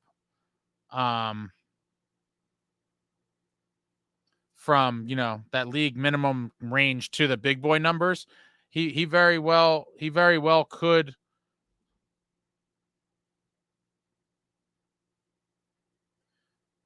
get something like $3 or $4 million times 7 or 8 years. I mean, what a phenomenal deal for the kid. He's going to come off of a season of making $775,000 and sign a $20 million contract.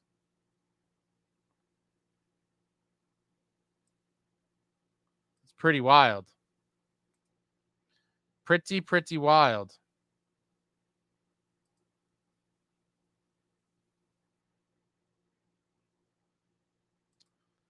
Jack slowly starting to get back to Jack, in my opinion. Yeah, slowly but surely. Jack's going to be just fine. I can't wait till he has, there's going to be a 2 or 3 goal game soon. Hope I could be there. Again, I told you guys, I love hat tricks. You got to throw the hat. I was at the last Jack hat trick, I think was a couple years ago I was at, and I didn't have a hat on, but I coerced a child, like a 12-year-old kid. He was like looking around and I was like, throw it. And then he threw it and his parents got so mad at me. They probably just bought it in the team store for like $30 like the week before. Wow, I'm guessing you just happen to hate Buse Brothers as well, right? Yo.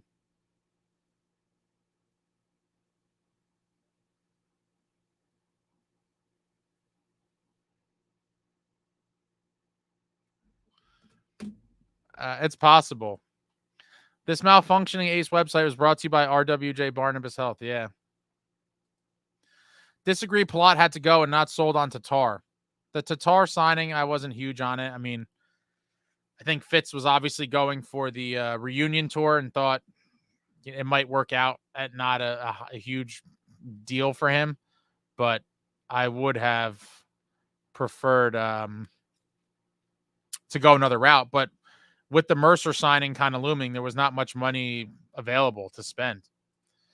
Brady doesn't love the Sens more than he wants the cup, and it's not going to Ottawa in this decade. I agree with that, but is he going to really, how much of an issue is he going to make after the season? Is he really going to, push the envelope, or is he just going to, watch the playoffs from the suites at the Florida Panthers games for another spring and summer? I don't know.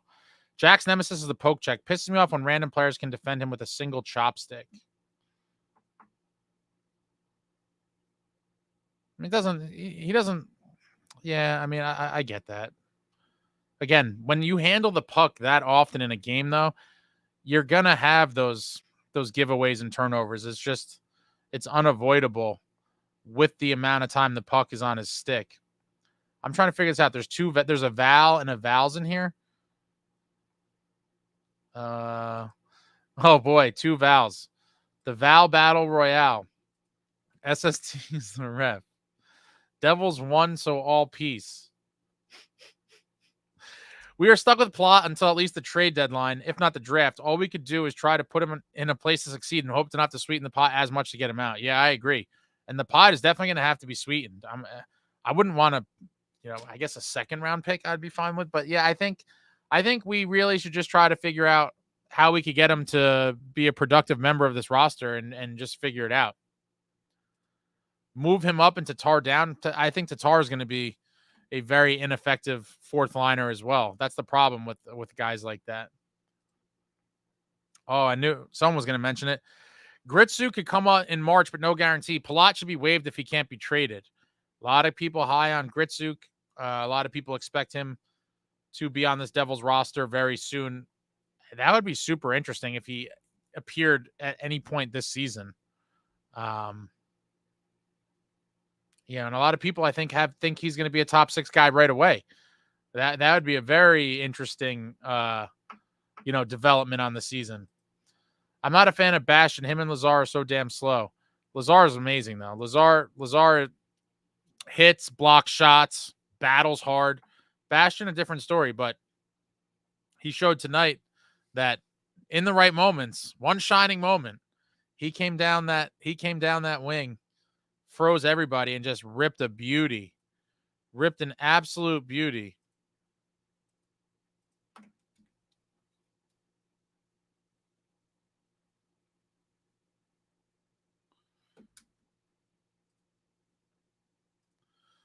The whiff heard around the world. Gritsuk looks like he's the real deal. The Ottawa fans I've spoken to that haven't tried blowing me up said they would be more keen to take a Bratton or Hamilton as part of any Brady deal. I'm definitely not trading Bratt. I wouldn't want to trade Dougie either, but I'd be way more open to that because of our defensive depth now than Bratt. Bratter is a guy that is, you can't really replace a guy like Bratter. You were right about Markstrom. So far, it's a long season, but I think he's going to be good. One of your best cases, Omar was never the guy, weakest Vezina of all time. Yeah, I just, you don't have to keep kicking this guy's back in, but that Bruins team was so good that I just was not a believer in him. And a lot of people wanted to get him, and I was kind of surprised that there wasn't more people saying, this guy played on an amazing Bruins team. When Bratt and Jack get it going, the Devils will be lethal. Can't wait. Yeah, hopefully soon. Now we're at 7 games. I think eventually they are going to get it going, and they're going to be dangerous. They're going to be absolutely dangerous. I'm curious to see, what we see with Cotter. How Cotter, where he gets slotted in next game. I'm hoping he gets a chance to play on, with some of the top 6 guys, because I think he could produce there, and he did tonight again. The pointing of giving up Nemitz that they'll take Palat means shit teams like Ducks, Chicago, Sharks. Problem is, who do you get back? I wouldn't trade Nemitz personally, unless we were getting something like a wow player. Like Brady Tkachuk is wow to me. I'm not doing that deal, to get just like a okay player. To me, Brady Tkachuk is like a game changer. I trade him in a trade like that. But just for like a okay or like a good player, I don't think I would want to bail on Nemitz anytime soon. I have to wonder if Nemitz and Casey have strong off-ice chemistry. Might explain a little why Keith's keeping them together. That plus how strong Siegs Covey has been. I think it's more of that.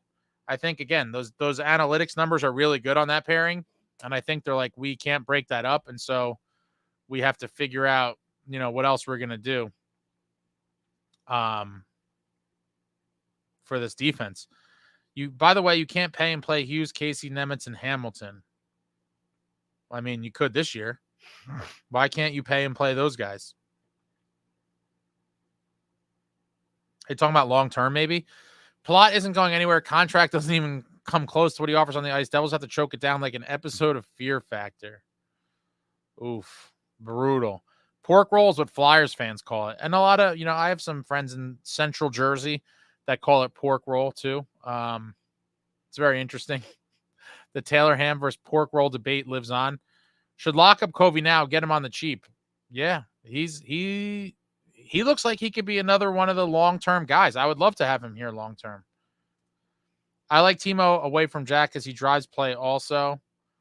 I don't know how I feel about the Jack Timo thing. I do want to see more of Timo with Nico and see if that could kind of develop into something and if that chemistry could flourish. 50 points from Mercer would be wonderful. I think that would be, I don't know about wonderful, but it would be good. I think 60 points is all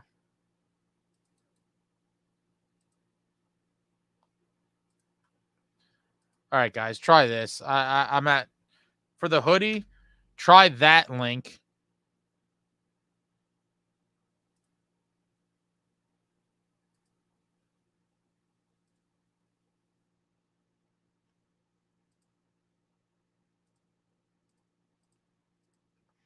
I'm trying to get this to work for you guys. I'm frustrated as well. Damn IT department. Now, shout out to the IT department though. There's a try these links. I think these might be the that might be the game changer right there. For these beautiful limited edition, heavier, edgier, more violent t-shirts and the hoodie. I just put the links in the description. If someone could verify that those are the ones that are working, and then I'll make sure that this is all, ironed out for the future, that we don't have any more issues with this.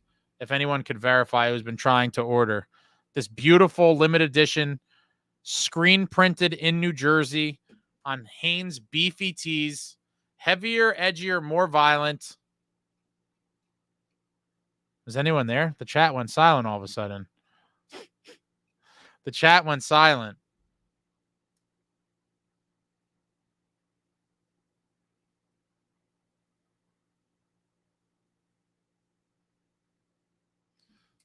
Anyone? Bueller. Oh, another order. It looks like those links have worked. I think that's why everyone, thank you for those who ordered. All right, so those are the links. Hold up. Let me all right. Hey, everybody. Congratulations to anyone purchasing. These are just beautiful garments, guys.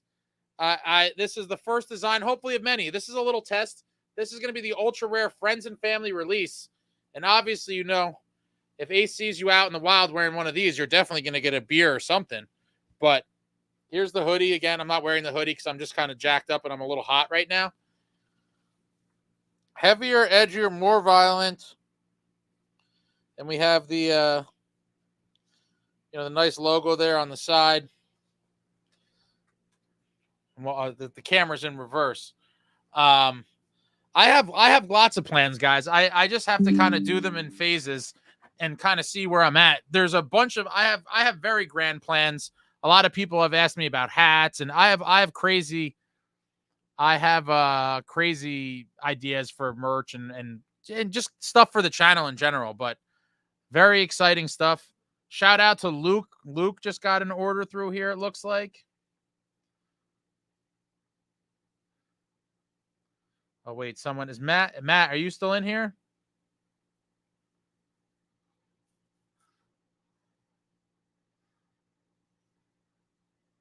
Hold on one second, guys.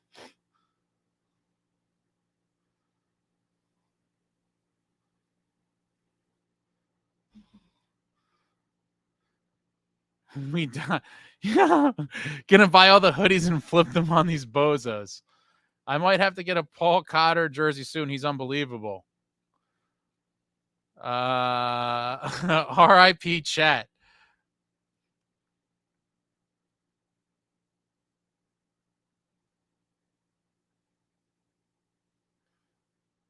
Paul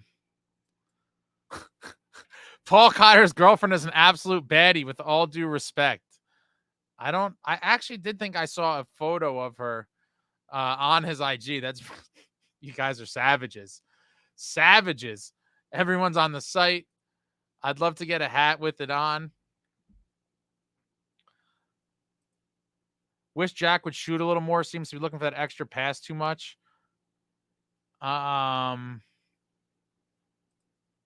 Wish Jack would shoot a little more. Seems to be looking for that extra pass too much. L. Ron, email me. I'll put my email in here too. Shout out to you, Luke. Appreciate all of those of you that ordered or tried ordering or in the process of ordering. Aaron, thank you, sir. Luke, wife is pumped. Luke, your wife's a Devils fan as well. I'm going to put my email in here.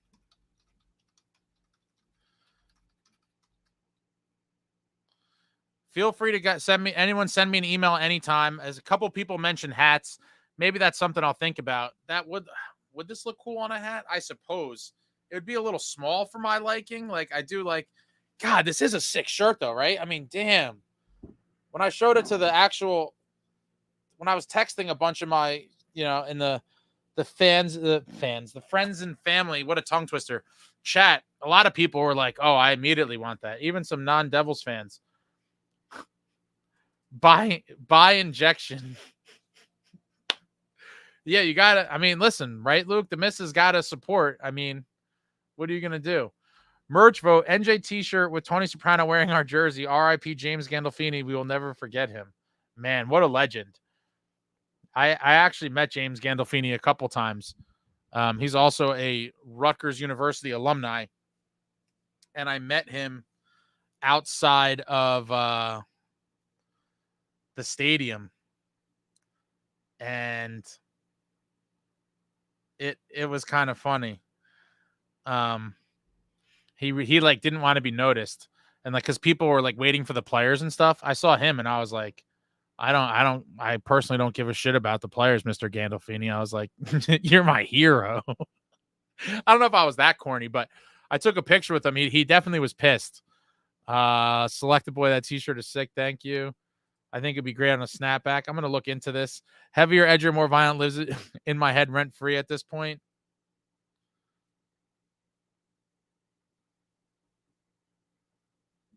All right, let me scroll back up here. Leave one t-shirt for SST. Sticking it out. That's what she said. Always love a good "that's what she said" joke.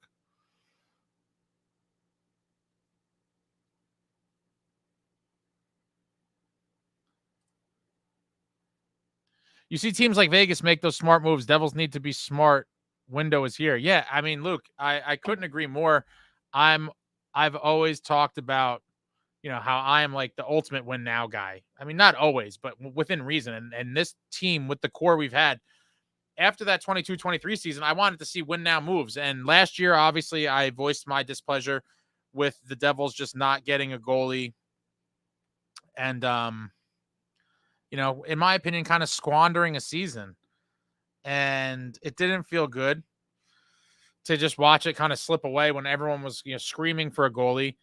I'm glad it got resolved in the offseason, but to me, that was the kind of start of now Fitzy is in a real win now move. You got Markstrom on a 2-year deal. I mean, that's pretty win now, right? And then you get other guys like Pesci and Dillon, and then you get the character bottom 6 guys in Nason and Cotter. And so I do believe that if this team is humming along like we all hope that they're gonna come the deadline, I think he's gonna, if there's something he sees that can improve the team and kind of give them an extra push for the playoffs, I think he's gonna do it within reason. Gonna rock the hoodie at the Rock, my man. Brady for a heavier, edgier, more violent sweater and a lifetime supply of thinly sliced Taylor ham sandwiches. I do like it more on the thinner side. I don't like it super thin, but I also don't like it super thick. I've been places where it was super thick and I wasn't really a fan of it. And I also needed to have a good amount of burn on it. Like, I'm a fan of it, intermediate thickness with a little burn. Jesus, they should at least have the kid a 20.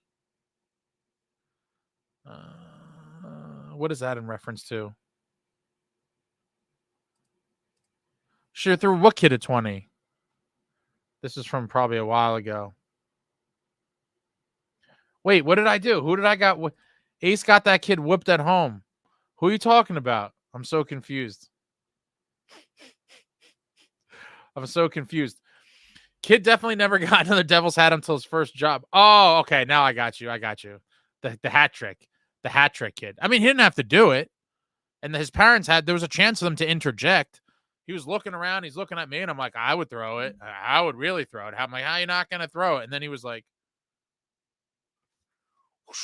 and then he launched it. We were like in the third row, actually. So it was like super close. And when you're that close, how do you not do it? Because it's even more exciting. Like the closer you are, I feel like the more exciting it is. We whooped Ottawa tonight, boys. Yes, we did. And Paul Cotter is on fire. I didn't want Allmark, Louis. I didn't want Markstrom either, though. Brad is a part of the core. Someone has to be out of their mind to think of trading him. I agree. I would want no parts of trading, Jesper Bratt. I think he is just, he's one of those players. You don't easily replace him at all. Markstrom is a solid goaltender. Yes, he is. Yes, he is. And he is ours for the next 2 years, if not longer. And I'm hoping that he could be on top of his game, for longer than that. There's no reason to think it's that crazy. I mean, why can't Markstrom give us an extra year or two? I mean, it would be great to see. It would be a great thing to see. And if he's playing at that level, oh, what the hell's going on? I think there's a chance we see it. I really do.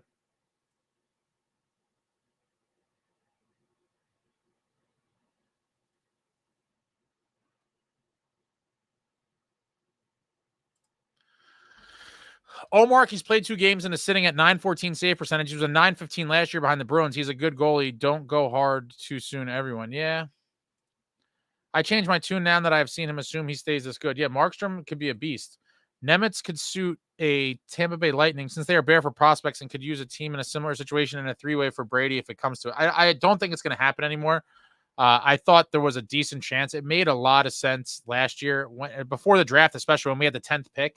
I really thought we were going to get a package together and try to make it happen. I still would love to know if there was any. I still believe there was some talks at some point with some teams, maybe not the Devils, but some teams, because there was reports coming out from all over the place and people were flaming me like, why are you making stuff up, blah, blah. I'm like, I'm just saying that it makes all the sense in the world for the Devils to try. I never said that it was happening. I would have loved to see it come to fruition, and in the end, it didn't. And Fitzy made a ton of great other moves. You can't get a Brady without Polak on, so how do you make it work? Yeah, I mean, the thing that would be the easiest is if into this magical world, if Ottawa was willing to take Palat, obviously in conjunction with other pieces, which I imagine would start at like maybe Nemitz, Mercer, and a pick. But that's a tough one for people to take on that. Palat with retention maybe, but then you're talking about Palat with retention plus other goodies to sweeten the pot. I think we might just have to ride it out with him, guys. I know a lot of you aren't going to be happy about that. Cap is going to keep going up, and we've got no one even at 10 mil. I'm not worried about cap issues. Yeah, well, check Chico. Luke Hughes is going to be due a big, fat, monster, juicy raise after this season, and then the next season after that, if Nemitz is still here, he is going to also have a massive raise coming his way. 1 EVL. What is big boy sizes? Can you tell me exactly what do you mean by quantify big boy size? This is all a test run, guys. It's all very new. I'm still trying to figure it all out. I'm navigating, so bear with me. What are big boy sizes? I never want to turn my back on the big boy community. I am a proud member of the big boy community and have been since I don't know, probably 6th grade, 7th grade. I think I was rocking double XLs in 6th grade. That's why I have so many hoodies in my closet. I have like 10 million hoodies because certain ones I can't bear to get rid of.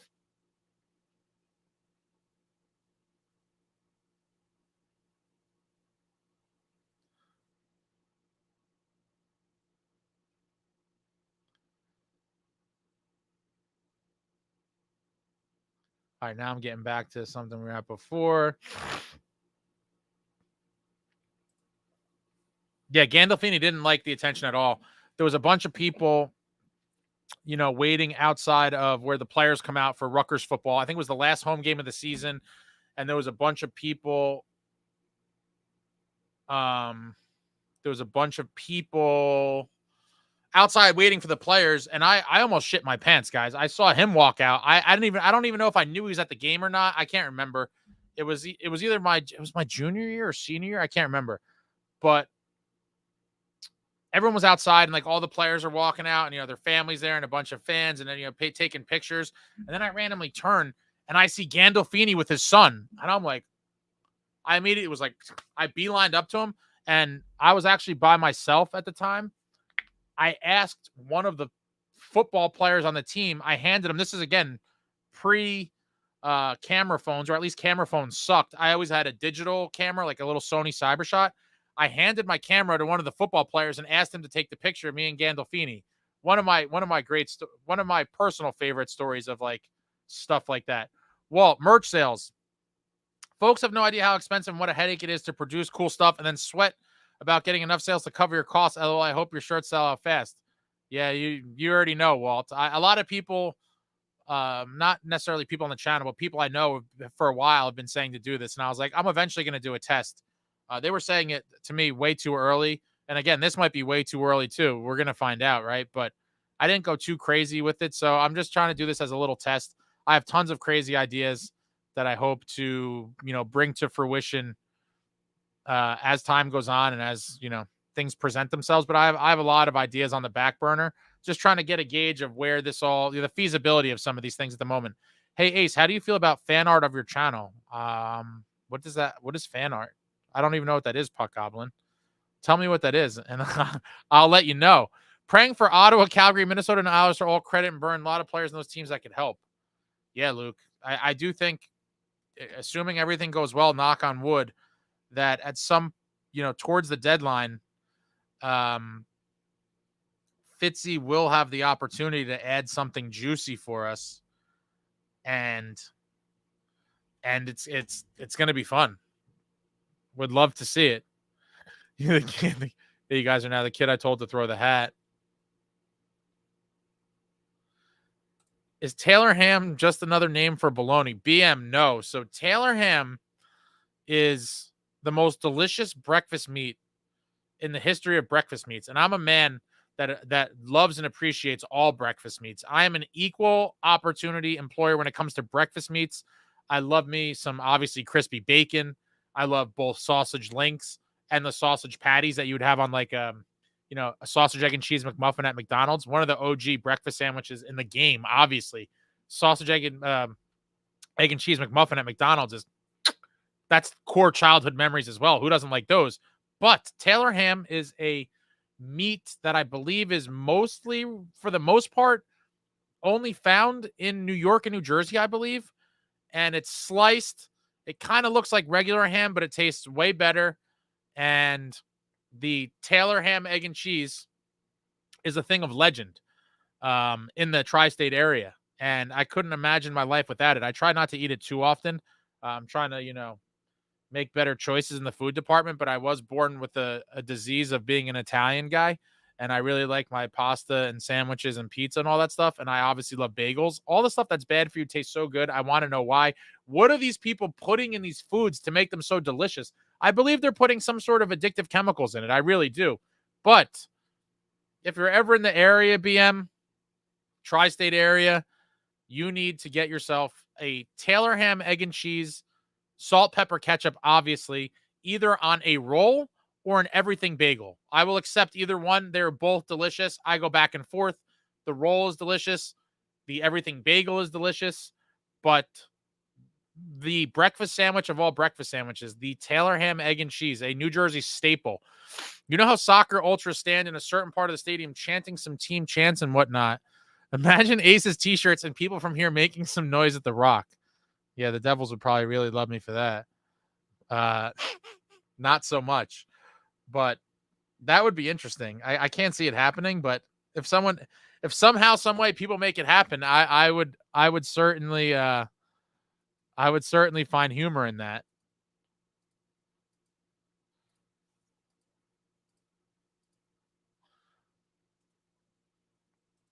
Going back over here.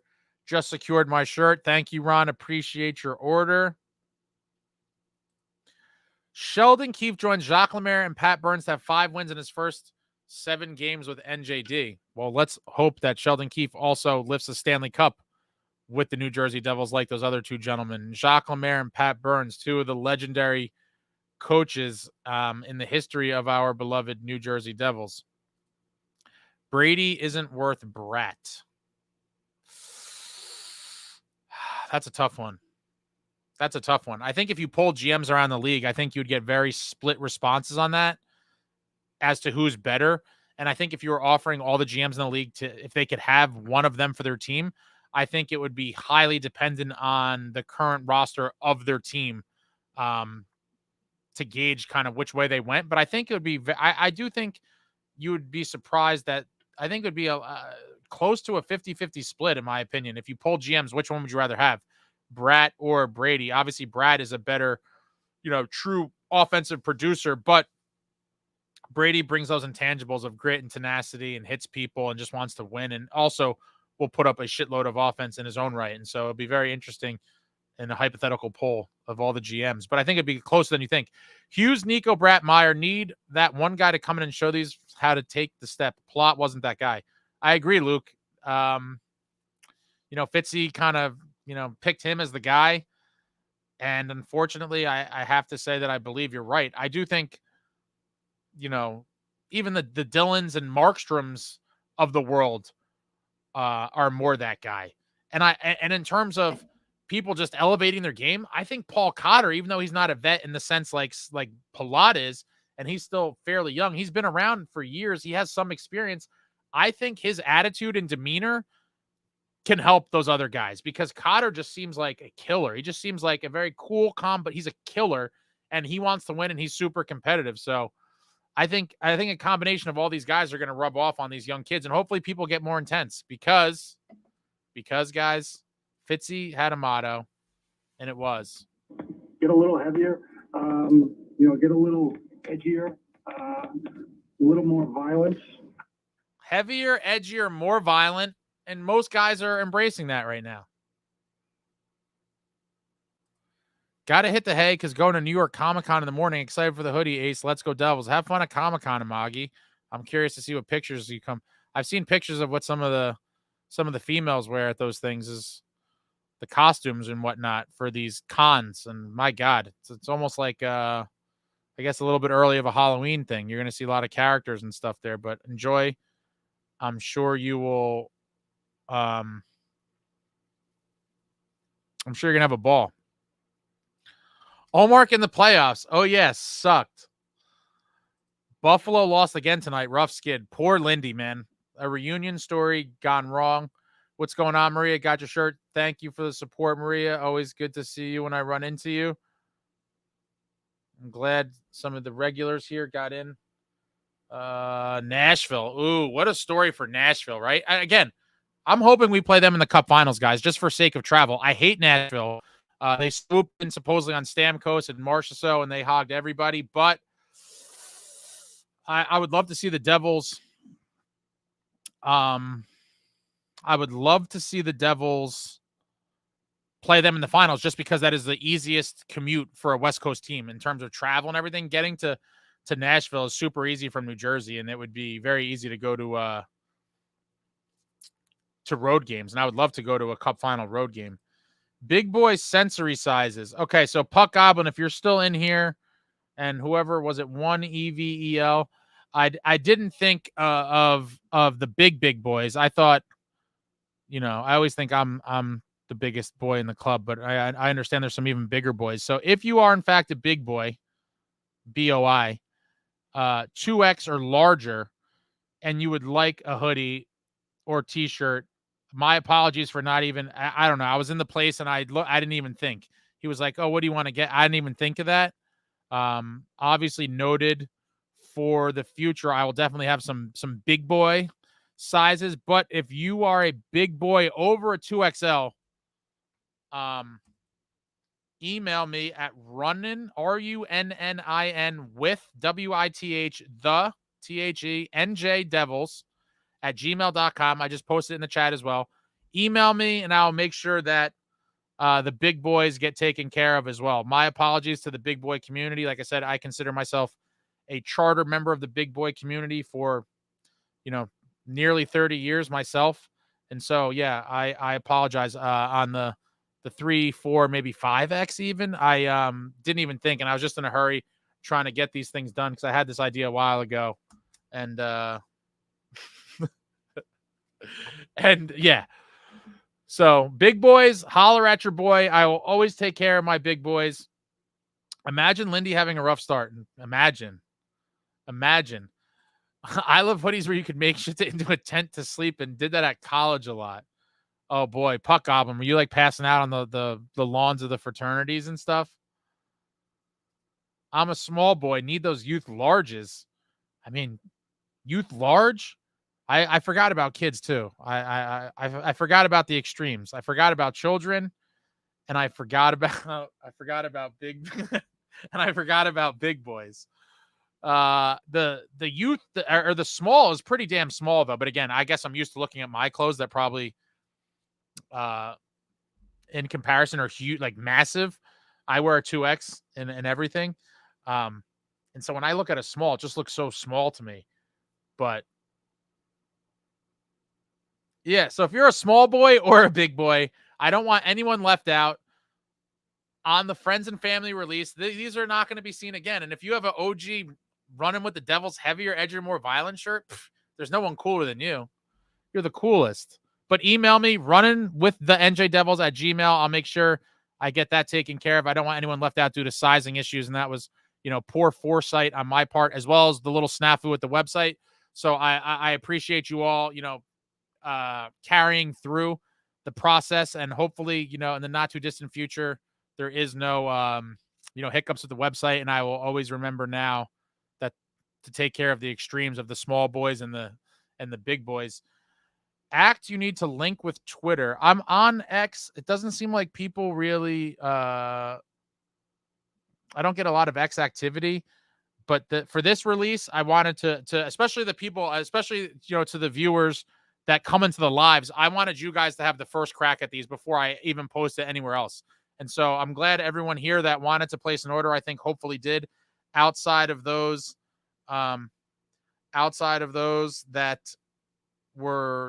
didn't have the right size, again, email me or send me a message on Instagram or wherever. Send me a message. If it was a sizing issue, I'll definitely make sure I get that taken care of for you. Post a pic of you and Gandolfini. I think I actually showed it in a video. I guess maybe I'll post it on the... Could I post it? Is my man Chase still in here? Chase Brogan. Shout out to my man Chase, doing big things on YouTube with reviews. He's now signing wrestlers.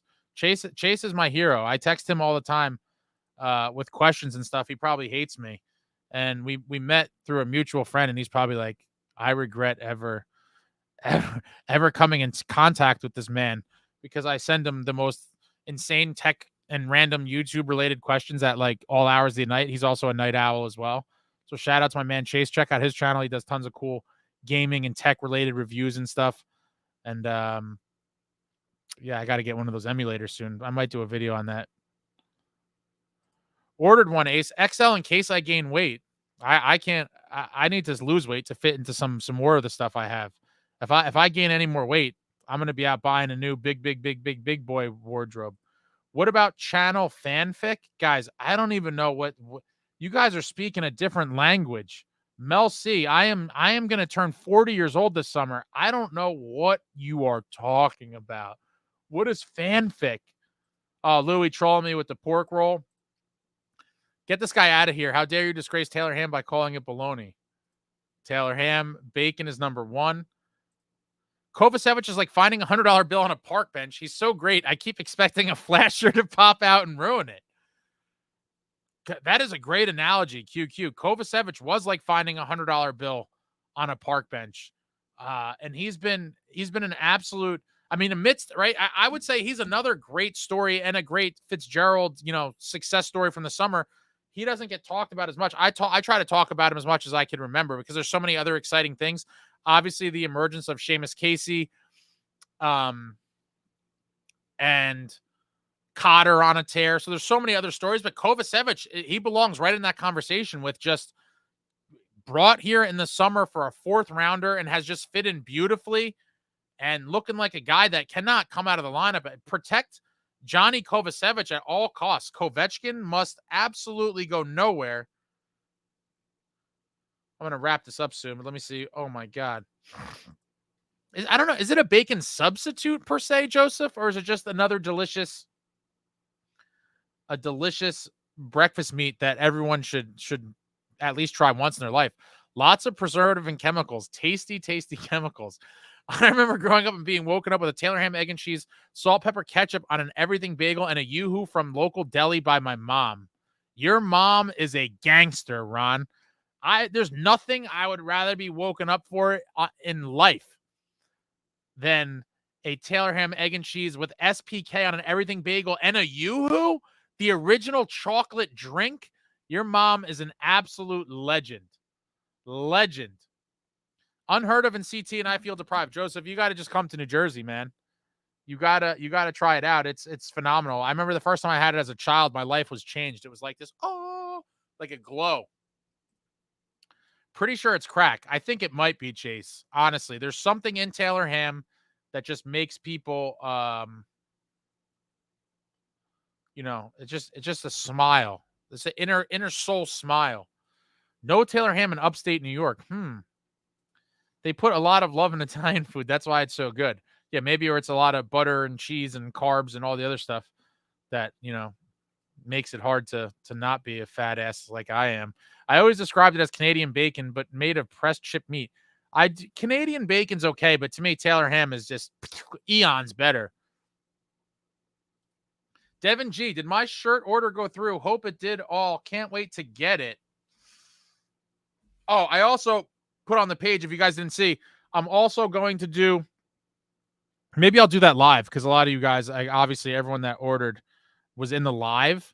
So on the next live, or maybe in the next couple lives, maybe I'll wait to see if they all sell out, or if not, within a week or so, I will come on here and do a randomizer of everyone that ordered, and I'll give away some cool Devil stuff to people that ordered the shirts.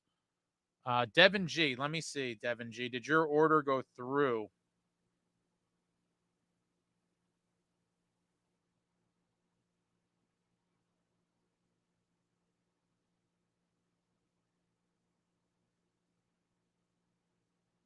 Devin G, your order did go through, unless there's another person with the name Devin and the last name that starts with a G. I'm not gonna put your business out here, Devin, but this has to be you in what I imagine would be upstate New York. Let me just check something else.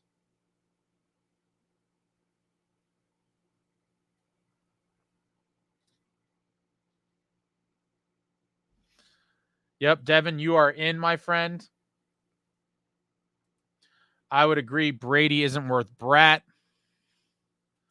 but would be team dependent. Yep. 1-1 is Brady. 1-1 is Brady 9 out of 10. Is Brady 9 out of 10?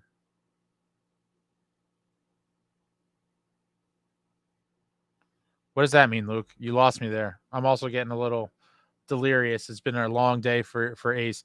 Ace, you're the man. Appreciate all you do. Thank you, Gem Card Collecting. I appreciate that.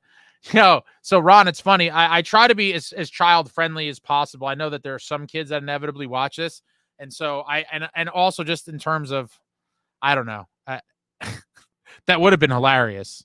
That would have been hilarious. But I feel like a lot of people do have a sense of humor like that. But I do feel like, especially in today's day and age, a lot of people are very like on the PC wave and whatever else.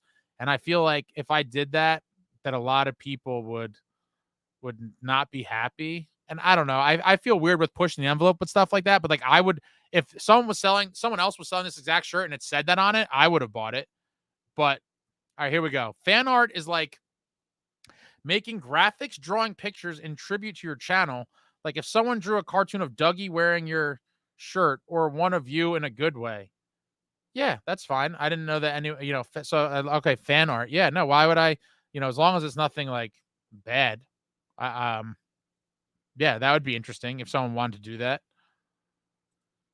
The shirts are $30, gem card, and the hoodies are $50. Luke, if you did kids, I would have bought 6. Luke, tell me you have 6 kids, Luke. In this economy, 6 kids, Luke? That can't be. I hope you got a lot of nieces and nephews or maybe your kids' friends or something. But again, I put my email address out there. Running with, there's no G. Everyone, I even look in my search thing. People always look for running with the Devils. There's no G. Running. RUNNIN with the njdevils at gmail.com. If you are looking for kids or big boys, put it in there. I will definitely put it in the email and I will get that taken care of because I did neglect children and big boys. And I don't want people to be shut out because of size stuff. So that's a kind of snafu on my part. Again, first run. This is the friends and family. This has only been given to literally friends and family. I consider you guys friends and family. And this hasn't been advertised anywhere yet. It'll probably get advertised tomorrow at some point for whatever's left. I don't think there's too many hoodies left. But yeah, let me know. Kids or big boys, definitely shoot an email. Guys, if Brady comes to NJ, this OG heavier, edgier, more violent shirt will make you known to the entire NJ fandom as a trailblazer. Absolutely. You're on the ground floor of trailblazing this Fitzgerald heavier, edgier, more violent roster. I listen to sound clip like 5 times a day. I'm a sick person. I could use a heavier, edgier, more violent dog chew toy. I have a lot of friends that have dogs, and it seems like the chew toys don't have too long of a shelf life at all. 1203, what's this?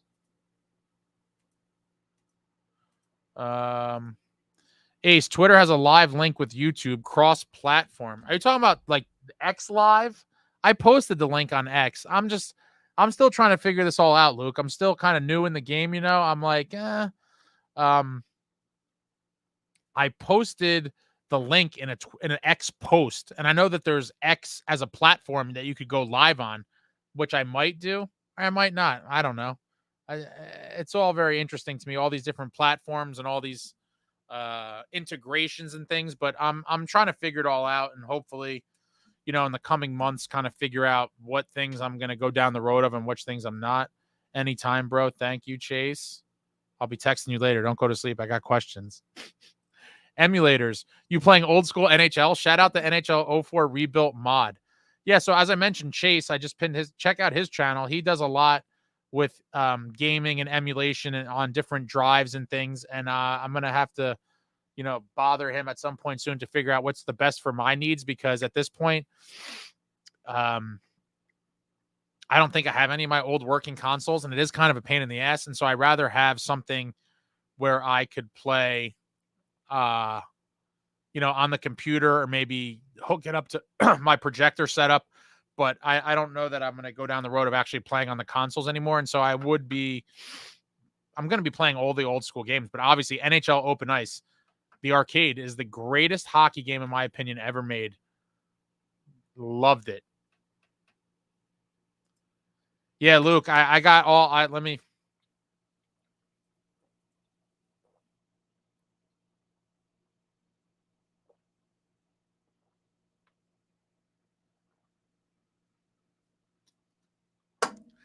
That one's for you, Luke. I was nursing this thing. I was distracted. I was trying to keep up with the chat.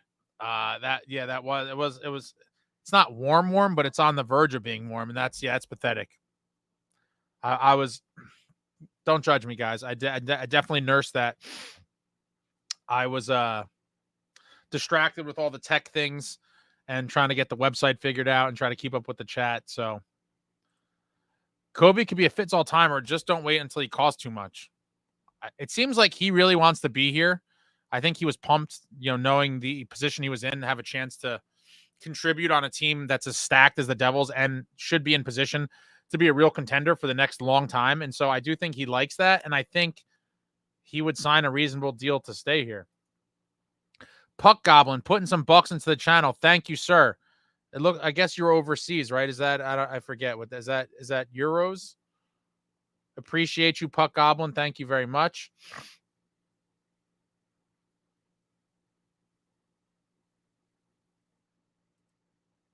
That's something in Taylor Ham is sodium, fat, and pork. I think there's more than that, Luke. I think there's something even more addictive sprinkled on there than all of that. Oh, Matt, we got Taylor Ham down here in Florida. Where in Florida are you? Welcome to the club, Ace. We have cookies at the Big 4-0. Yeah, I'm starting to freak out about it. 40 is that's when I'm going to start to really feel old. A lot of people said you feel it at 30. I didn't really feel it at 30, but 40 definitely has me shook a little bit. Oh, man, I can't wait to get back to NJ. My NJ friends be telling me of trying Taylor Ham and now a Yoo-Hoo. NJ really does food on a different level. I had some wings in North Bergen. Insanely good. For all the smack New Jersey gets, New Jersey has some of the best food on the planet, for sure. The pizza, the bagels, the Italian. We have great Asian food. We have great, Latin food, Mexican, Spanish, all kinds of amazing foods in New Jersey. And I guess that's part of the wildly diverse population. But, there's some places in Ironbound, Newark that like the Rodizio and stuff. Oh, man, there's just so many good different cuisines in New Jersey. And it's hard for your boy. I love food.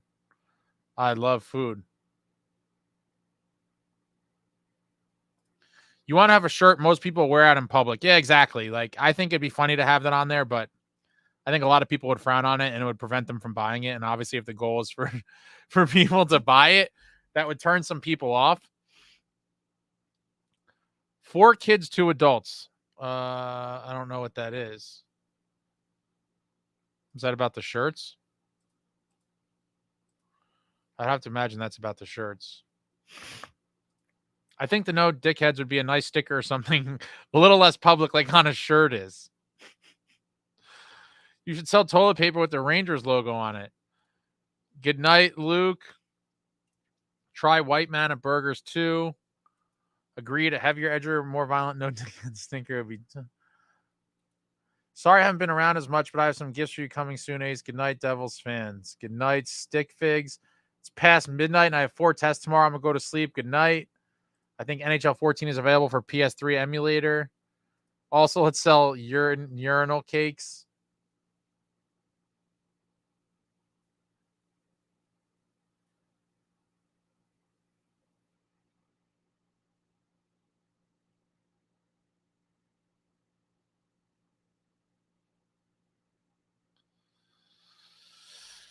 I'm about to be 30 next month. You're a young man. 30 is, wow. Yeah, it seems like so. It seems so long ago in some ways, and not in some ways. 30 is not bad. 40 is bad. Great Indian food too. You can pretty much get anything you want to be amazing. Yeah, absolutely. One day I will visit New Jersey. It's a great place. Wasn't there for the longest, but I noticed people seem more friendly in New Jersey than New York, where people seem far more butt tight. NJ seems like a hidden treasure. Yeah, it depends where you go. There's good and bad places of everything. Well, I'm hitting 50 in a couple months. Trust me, 40 ain't so bad. Yeah, I guess everything is kind of circumstantial, right? Like, yeah. And 50 is not too bad to a 60-year-old. So I point taken there. I'd be super down for RWTD backpack accessories. Was that like patches? What are backpack accessories? Is this, I hope I'm pronouncing this right. Is this Jose or Josie? What's up, Ace? You ever consider hosting a Running with the Devils watch party event? Yes, a lot of people have asked about this. I'm going to do a poll maybe in the next live. I'm curious exactly what people would be interested in attending. So would that be a watch party at a bar of an away game? Would that be some sort of group outing before or some kind of bar pregame before a home game? I've been toying around with a lot of ideas, and I have a lot of really cool ideas that I think it might be too soon. That might be too grand at the moment, But as time goes on, I'm hoping to bring a lot of these ideas to fruition, and a lot of them do include really cool and exclusive in-person events. And some of them involving, former players. Heavier, edgier, more violent rubber keychain I'd be a fan of. That's an interesting one. Hit that like on the way out, y'all. Solid win tonight. Later, Devils fans. Later, Devin. Next year, the big 5-0. I'm kind of feeling old, but kind of like being a 95 baby, born during the NJD first Stanley Cup run. Wow. What a year. What a playoff run. All right, I've been on here forever. If anyone I'm going to go to the bathroom real quick. And grab a quick beverage. If anyone has any other questions or parting things, I'll stay in here for a couple more minutes. Throw it out there in the chat. But wrapping up, so throw any final questions or anything cool. I'll be right back. I'm just going to run to the bathroom, and I'll be right back. Any final questions, final words, final thoughts? Heavier, edgier, more violent. Shout out to all of you that ordered. I'll be back 1 second.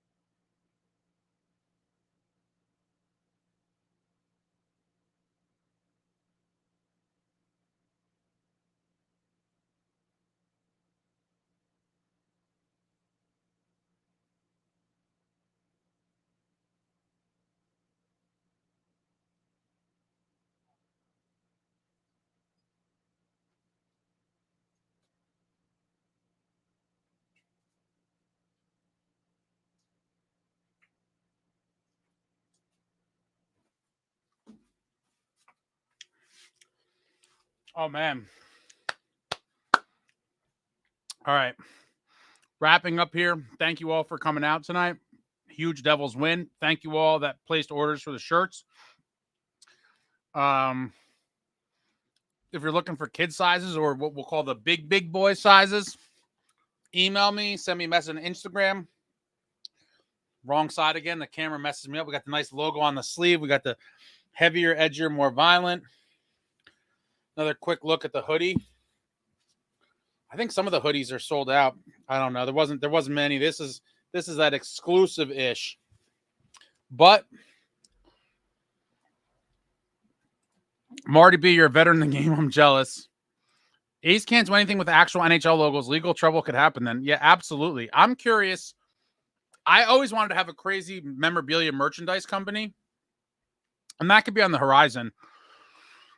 I have to do some preliminary research to see how hard it is to get the licensing to like make, to use the logos. But I thought this was a nice touch where, anyone that sees this knows exactly what this is. RWTD tailgate party, but a fan meetup at the Rock would be awesome. Yeah, so I'll talk about this more and put more thought into it before the next live and see what people say. Running, I asked you if you play beer league.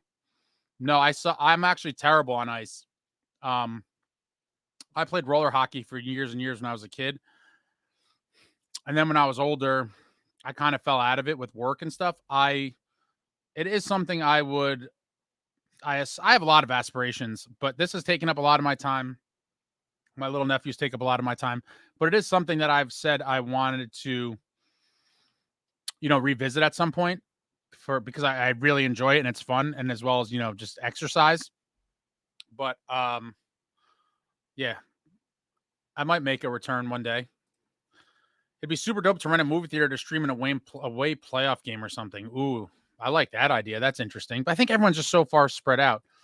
What's the name of the Devils practice and training facility? Isn't it the Barnabas Hockey House? Or did they? It's got to be the Barnabas Hockey House. It used to be South Mountain Arena in West Orange.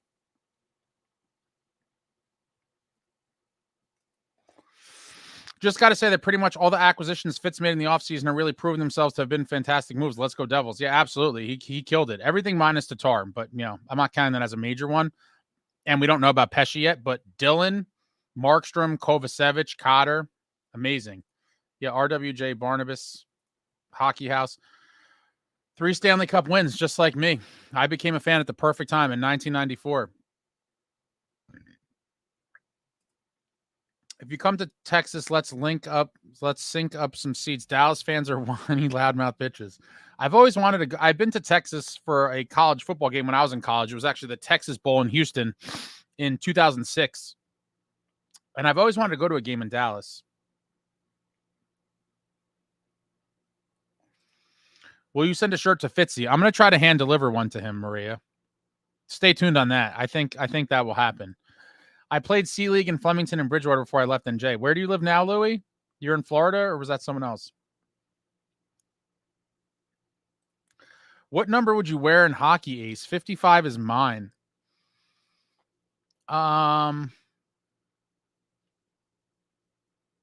Coincidentally, I would probably wear 47 because that's my mother's birthday. And I always liked like AK-47, so I think I would wear 47. And coincidentally, Paul Cotter, one of the breakout stories of the season, is number 47. Shirt to Fitz would be amazing. All right, guys, I'm going to make it happen for you guys. I run into Fitzy every now and then. I think I'm going to have to hand deliver him one. 5-2, great start. First team to 10 points. Let's be the first to 20. And let's be the first to 30 and 40 and so on and so forth. Sean Burke was the reason I became a Devils fan. OG Devils goaltender Sean Burke. Predate, that's before my time, but I could appreciate the netminders of the green, the green and red era. I live in Chicago now. I moved here after living in Austin, Texas for like 4 years, a couple years ago. I've also heard great things about Austin. 47 would be pretty metal.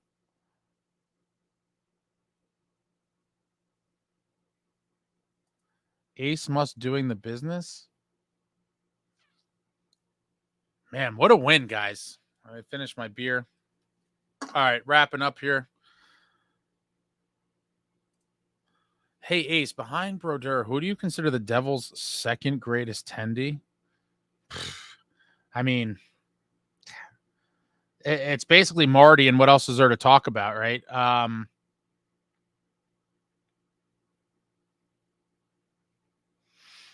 don't know. Second greatest? I think you can make a case for Chris Terreri. Did someone? I think Chris Terreri would probably be up there. They were talking about like single seasons. You can make a case for Corey Schneider. He just wasn't here long enough, but he had some great seasons behind a terrible Devils team. Oh, yeah, Terreri. Yeah, it's Terreri. Big W. While I'm here, we're closing the B down. Could be. I think it definitely could be Markstrom. If he gets one extra year, that'd be 33 a year. I was gonna say, is it possible for him to hit 100 career wins as a Devil? And it is. Who need 33 on average, and he need one extra year beyond what his contract is. But I think it's possible. But I think Markstrom will go down. Hopefully he wins a cup, and then it will be no matter what happens, leading up to that or after that. If he wins a cup, he'll clearly be the next, biggest thing to ever happen since Marty. But thank you all so much for coming out tonight to this live huge Devils win in Ottawa. Beautiful game. Your New Jersey Devils triumph over the Sens 3-1. Thank you to all of those of you who ordered a shirt. I'll be back soon. I have a lot of things in the works. I'm always working on a ton of cool stuff to try to, share with you guys. I'm going to give some more thought to the in-person stuff and see who's interested in that. And that's all I got for now. We need another big 2 points at home against Washington on Saturday, and I think I am going to go to that one. What a night. What a night. Like, comment, subscribe, and all that jazz. Until next time, friends, let's go Devils.